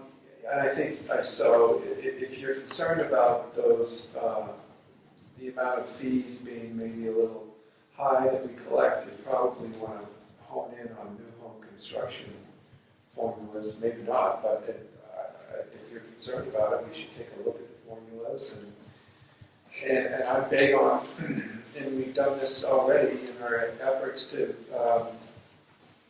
get to the bottom of a reasonable, logical, sensible, local building code enforcement policy where we've looked at other towns and what other towns do and tried to see what would make sense for Jackson given our current makeup here. So it might be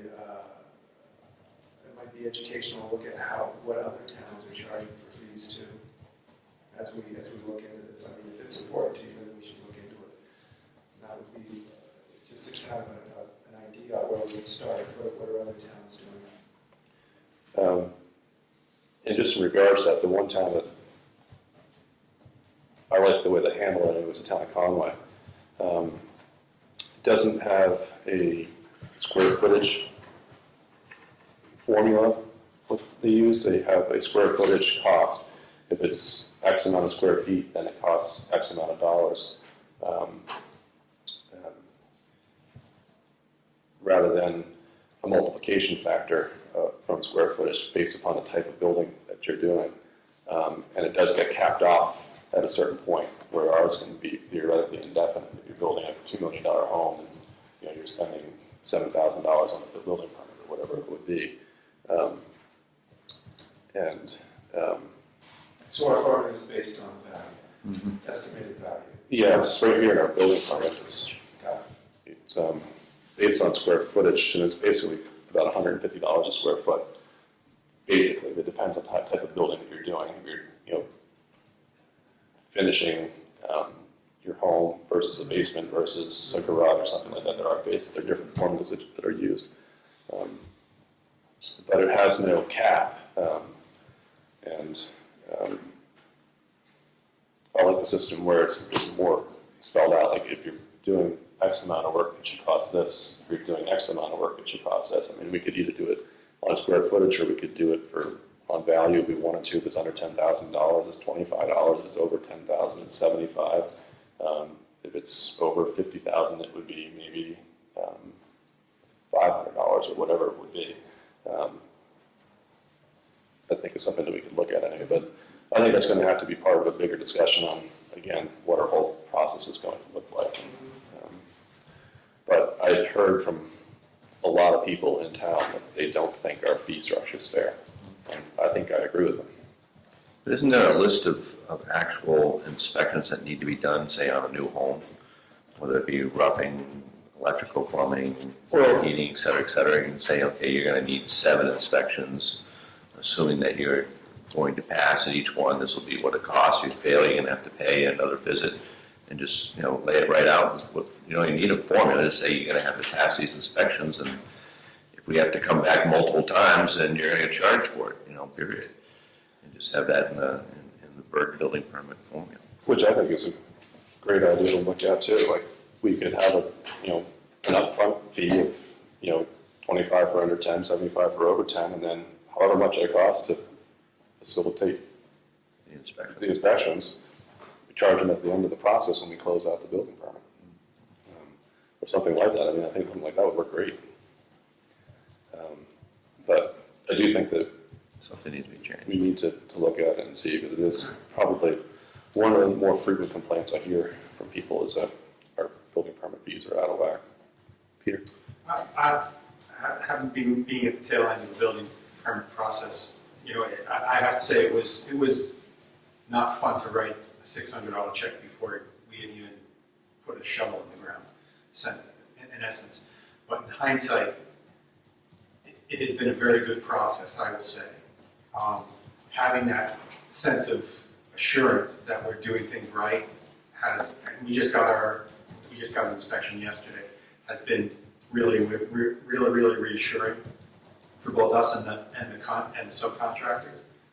I think though, maybe doing it on a per visit basis like you're talking about might be a more equitable way to do it, and assess the fee at the tail end before you issue a certificate of occupancy.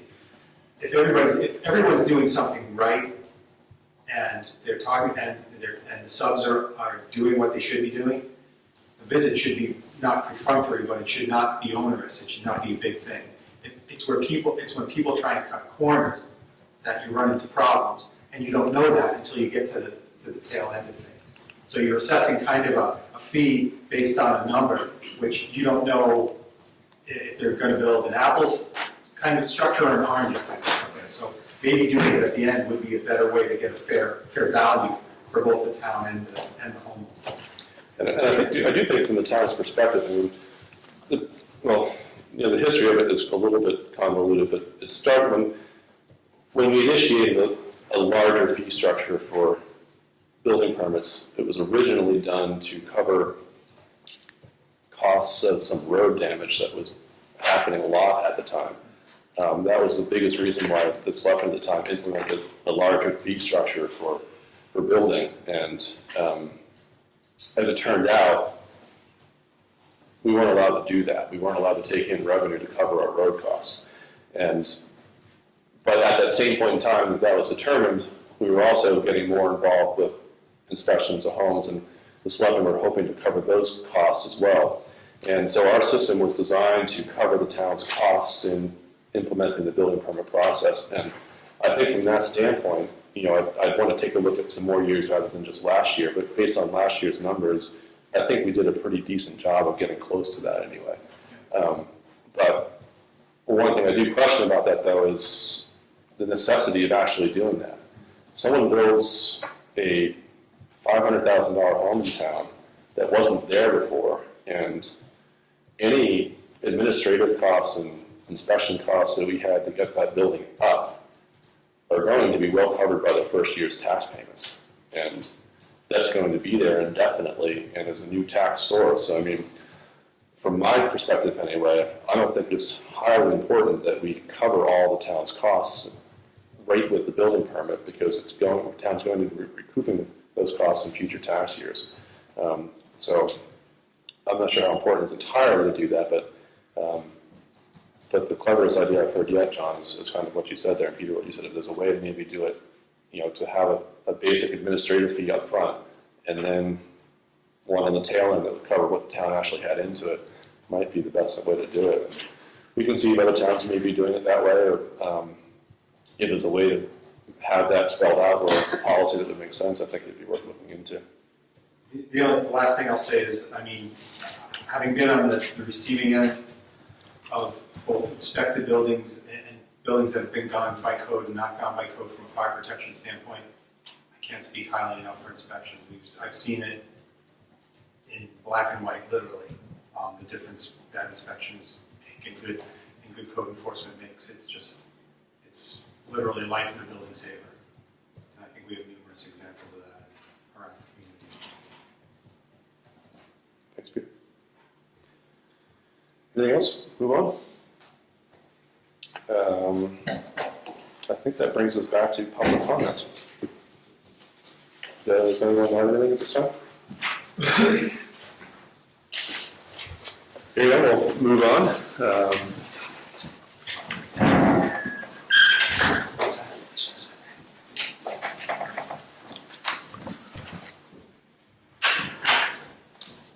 The old business that we had, board politics, and we had nothing, and we had the elderly or blind tax exemption qualifications worksheet in front of us that we were going to take a look at to see about modifying.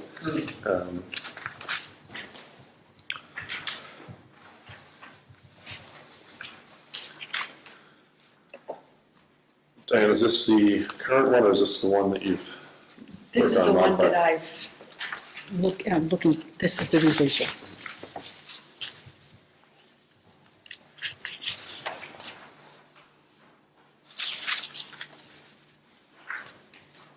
Do you have a current one? Yes, I put it in, do you want the current one? I put it in the office. Thanks, Diane.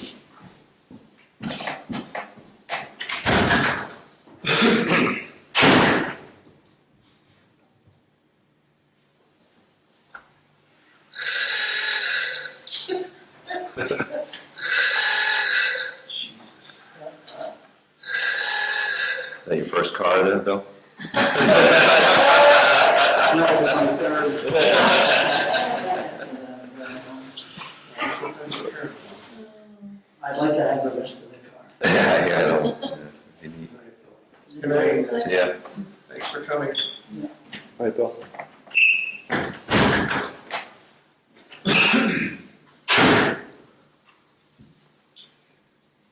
So Diana's made some past recommendations for changing that around so it's a little more clear. It's all Yeah. straightforward for us. Doesn't have to go into the Yeah, we want to have more of a. Thank you.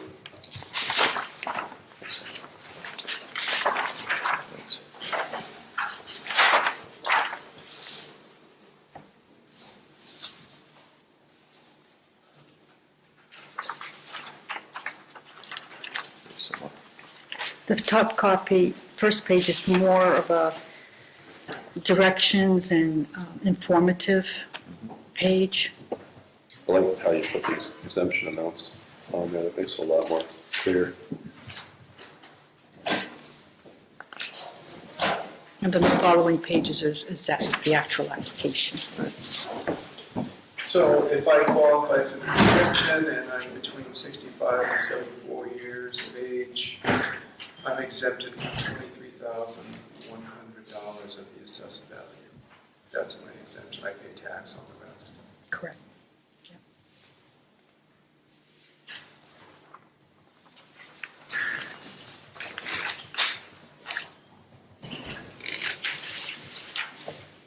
That wasn't on here, right? How about if I'm blind? How does that? It works the same way. Still age Correct. dependent there, okay. With the blind, there is an extra qualifier. You have to have a piece of paper from, I don't remember which bureau it is, but it's a department. I'm not quite sure if it's Department of Labor, but there has to be a certified letter from this department that, yes, this person is actually blind. Legally blind. Correct. Yeah. But if I'm legally blind and I'm 74 versus 75, there's a over $10,000 difference in the amount of exemption. Is that right? I'm sorry, could you just repeat that? Well, you've got the age group here in the Correct, that yeah. you're exempt from. Correct. But the blind exemption qualifications are vary with age also. If I'm 75 years old and I qualify, I'm exempt from $34,650 of my assessed value of my home. If I'm 74 years old and I qualify, I'm exempt from $23,100 of the home value. You know, I If need. I'm blind, Right. and then is it still dependent on how old I am? You know, Bob, it's a good question. I don't have the answer for it tonight. Yeah. I've not really done any. We had one, but this individual is no longer living in the town. So I'd have to refresh my memory, and quite frankly, that's one aspect of this application that I really didn't blind piece. Yeah, exactly, yeah. They probably should be separate. Well, I'm not Because they're different Right. RSAs. Oh, are they? You have, they're all right in the same group. They fall into the same chapter.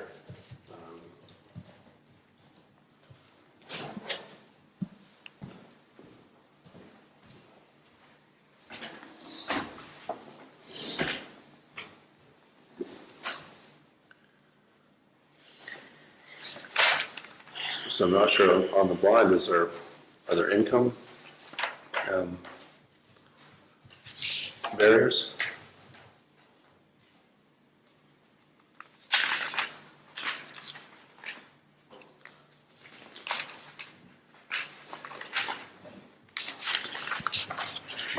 I really can't recall. Procedure for adoption exemption for the blind. Repealed. Exemption for the blind. Every inhabitant who is legally blind is determined by the Blind Services Program Bureau of Educational Rehabilitation. Department of Education shall be exempt each year on the assessed value for property tax purposes of his or her residential real estate to the value of $15,000. And the city or town may exempt any amount it may determine is appropriate to address significant increases in property values in accordance with the procedures in RSA 7227A.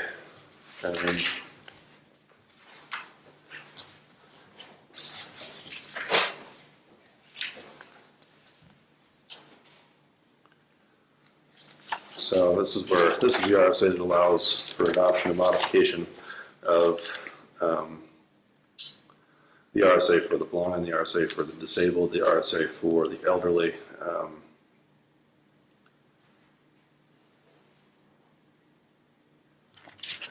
I don't know if we've made any modifications for the blind above and beyond the 15,000.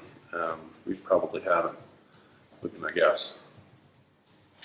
I'd have to research that because we did have one when I started working here. We no longer do, so I'm not saying that an exemption. What I'm saying is I don't believe the town's ever adopted. adopted Yeah, a I know, modification. yeah. And that's what I'm saying. I'd have to research that because we did have someone, and so But anyway, it should be a it separate, needs to be a separate one because they'd have nothing to do with income.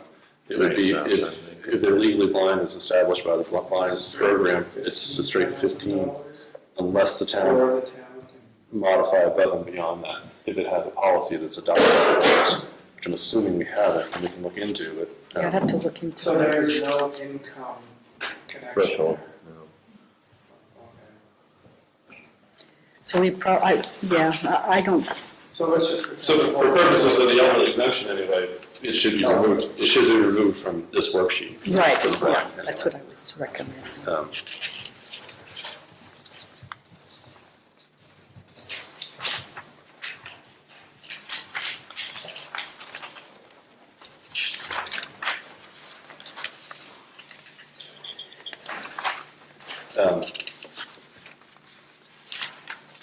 The other thing I'd like to see added to this would be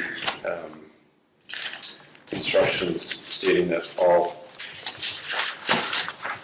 information and records submitted to the town will be returned to the applicant, and postage and a fee for postage should be submitted with the application.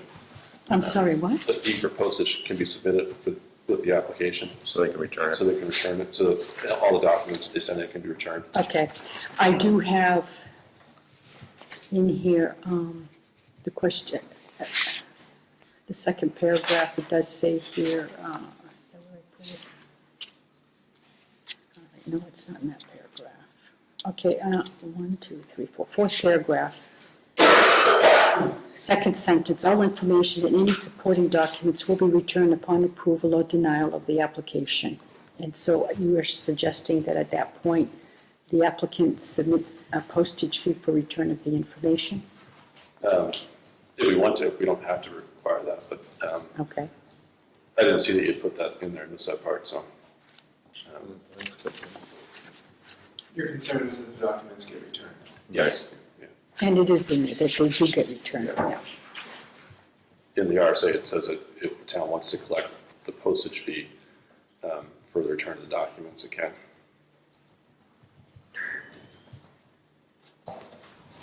something we're concerned about, we don't need to be concerned about it. I'd say probably where it says, please list the source and amount of all income per year for both you and your spouse. It might be better clarified to state that, please list the source and amount of all income for the year, based on the last year's tax filings or something to that extent.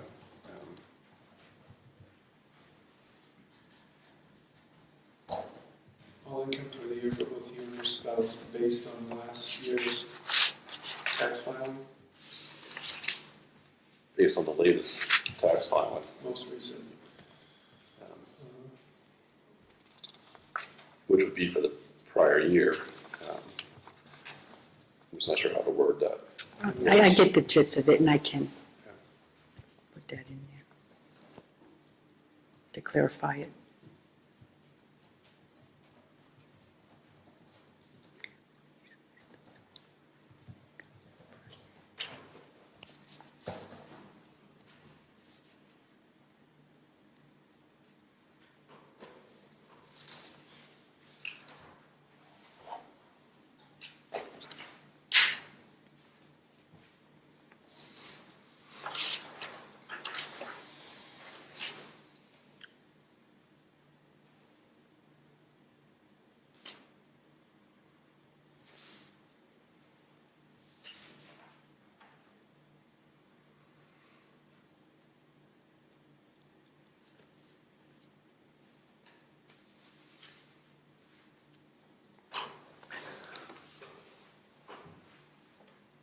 The only other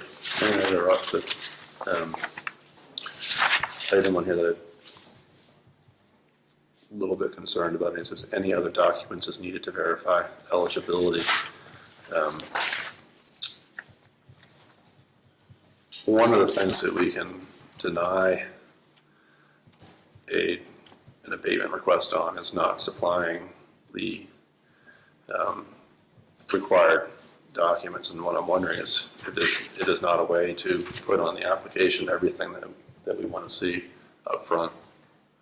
You know, any other document that's needed to verify eligibility kind of leaves it open-ended. Right, sounds kind of like this is not limited to this, what's being asked. I understand why it's on there, but it does make sense to be on there, but I don't know if there's a way to word that so it's, Where are you seeing this now? item number 3 on the third page, yeah.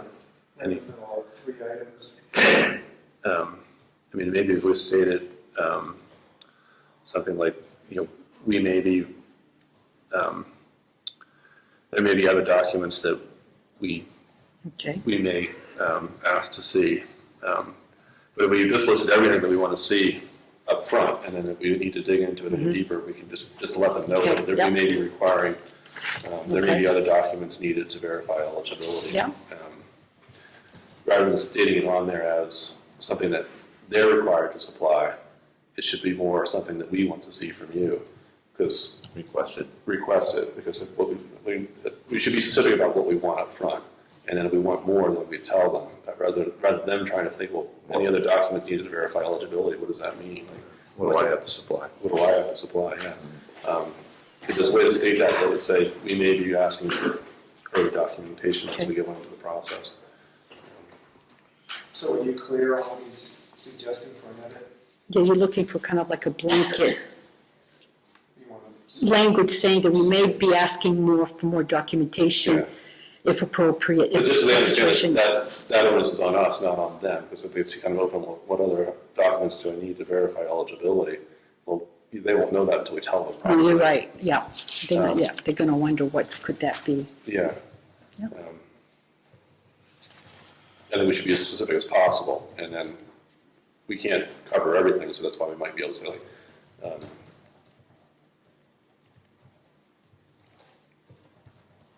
rather than what they have to supply up front, it should be kind of outside that and say, we may be asking for other documents to verify eligibility.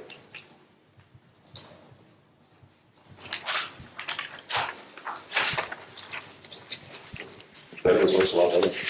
Looks good.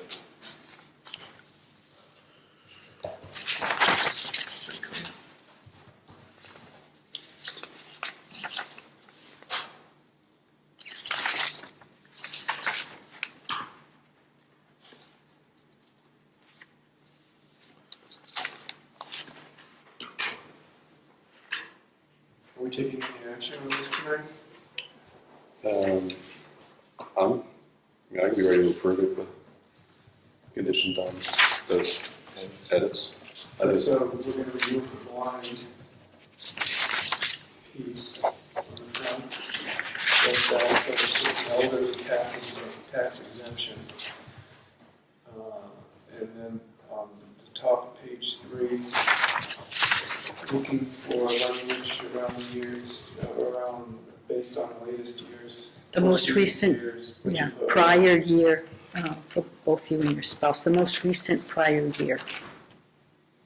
Because they're going to be submitting this April 1st, before April 1st, so it's going to be the calendar year prior to April 1st. 2012. I could say something like that. They'd be filing, they'd be giving their 2011 tax returns. Correct. So however you say that. The most recent I think that prior works pretty well. I mean, to April 1st. I don't think we have to get too crazy about it, because if they have a question, they can always ask. But And they do, even though it's spelled out, they're always going to ask. Right. And I always go over it with them when they pick it up. Yeah, but if we're going to insert language and we're wordsmithing, I think we want to get it right. Something about most recent prior year that doesn't slow. What was your suggestion? Just in Previous year. Based on the previous tax year's volume. Previous tax year. Okay. because that's what it says in the RSA too, so that's pretty clear. Okay. Most previous tax year, okay. And then I would pull 3, I think, out of that list there. If you just state it kind of outside that, right below it. I'm sorry, Jerry, I'm not following you. Item number 3 on page 3 there. This one here. Yeah. Yeah, And maybe just move it right below it, just not as one of those numbers. It's like we may, like however you want it to state, we may be requiring. yeah, We may be- I'll put that somewhere else, I won't put it there. Okay. Yeah. We may be requiring other documents. There may be other documents we require to verify eligibility. Well, it's not, it won't be we that are asking, but the town may be asking for other documents to verify eligibility. Right. Yeah. What you want to say. Yep. The town may be asking for other documents to verify eligibility. So those were the 3 areas. Maybe we could wait until next meeting to see the complete. Second read, yeah. Second read. Yeah. We probably, we won't be having any between now and then. Okay, yeah. That's done. That's, I think, much clearer. And then she's running. Take that template, once we finish, and somehow come up with a blind one. I I'll, want to have something on. I'll look at that so I get acquainted with Yeah. it, so that we do have it in case we do have somebody. The only thing that we want to look at there is really to see Also, and see if the we've town's adopted ever that. adopted anything. I don't think you need to worry about looking into that too much. I mean, I think it's not likely that the town ever has. The only thing we could consider is that's something we should ever consider. But I think it's safe to assume we haven't. So it's, I don't know, because we did have somebody, but it doesn't mean we adopted it either, but. right, we might have had a blind person living here that might have filed for an abatement, but that doesn't mean the town ever adopted anything for it. Correct. I mean, I just don't think you should spend much time Right. researching I it. know what to do. Yeah. Excellent.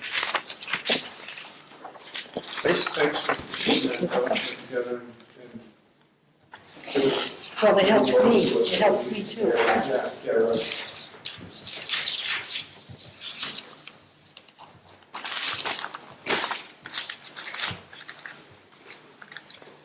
Speaking of all of the exemptions. I think I've got everything pretty well completely out of order in here. Sorry. I tried. I don't think my hockey tickets are in there though. Might be. My hockey tickets. Yeah, I had printed stuff out earlier at work and I didn't pull those out of the things I had printed. Are we ready to entertain a motion? I got one more thing, if I may. I was asked by a citizen on Wilson Road the other day if town would consider changing the stop sign back to a yield sign like it used to be years ago. I know it's, in the winter times, it can be kind of tricky to get up over that hill if you don't have four-wheel drive. I don't know if that's the reason why, but. Been talking to yourself a lot lately, John? No. Judy the resident? No, it was another resident. It was another resident. It wasn't I. I was probably the reason why it was changed to a stop sign, but, but, How long ago was it changed? oh God, it was a long time ago. 15 years? No, even more than that. 20 years? 30 years plus. Why was it changed? I don't know. People tried blowing through it. Who decides to change it? We did. The selectmen, the board of selectmen? I think, although it's a state road, so it actually might be the state. It comes on to Wilson Road, let's see. Wilson is not a state road, but it goes on to a state road, so it might be the state that actually has jurisdiction there. Which, I mean, I understand the thinking there, but it may not matter whether the state decides or not, because it's not something I think I'd support doing, having the stop sign removed and replaced with a yield sign. I think it's, Yeah, well, I might be. I don't live on Wilson Road, but I do drive often, and I don't know if I've ever stopped there. Even That's the other issue, is that nobody ever stops there. And I mean, I've been doing that. Talking to the mic. I've been doing that for, how old am I? 16? It's 22, 26. I've been doing that for 26 years, and I've never been pulled over for it, so I don't know how much it's enforced.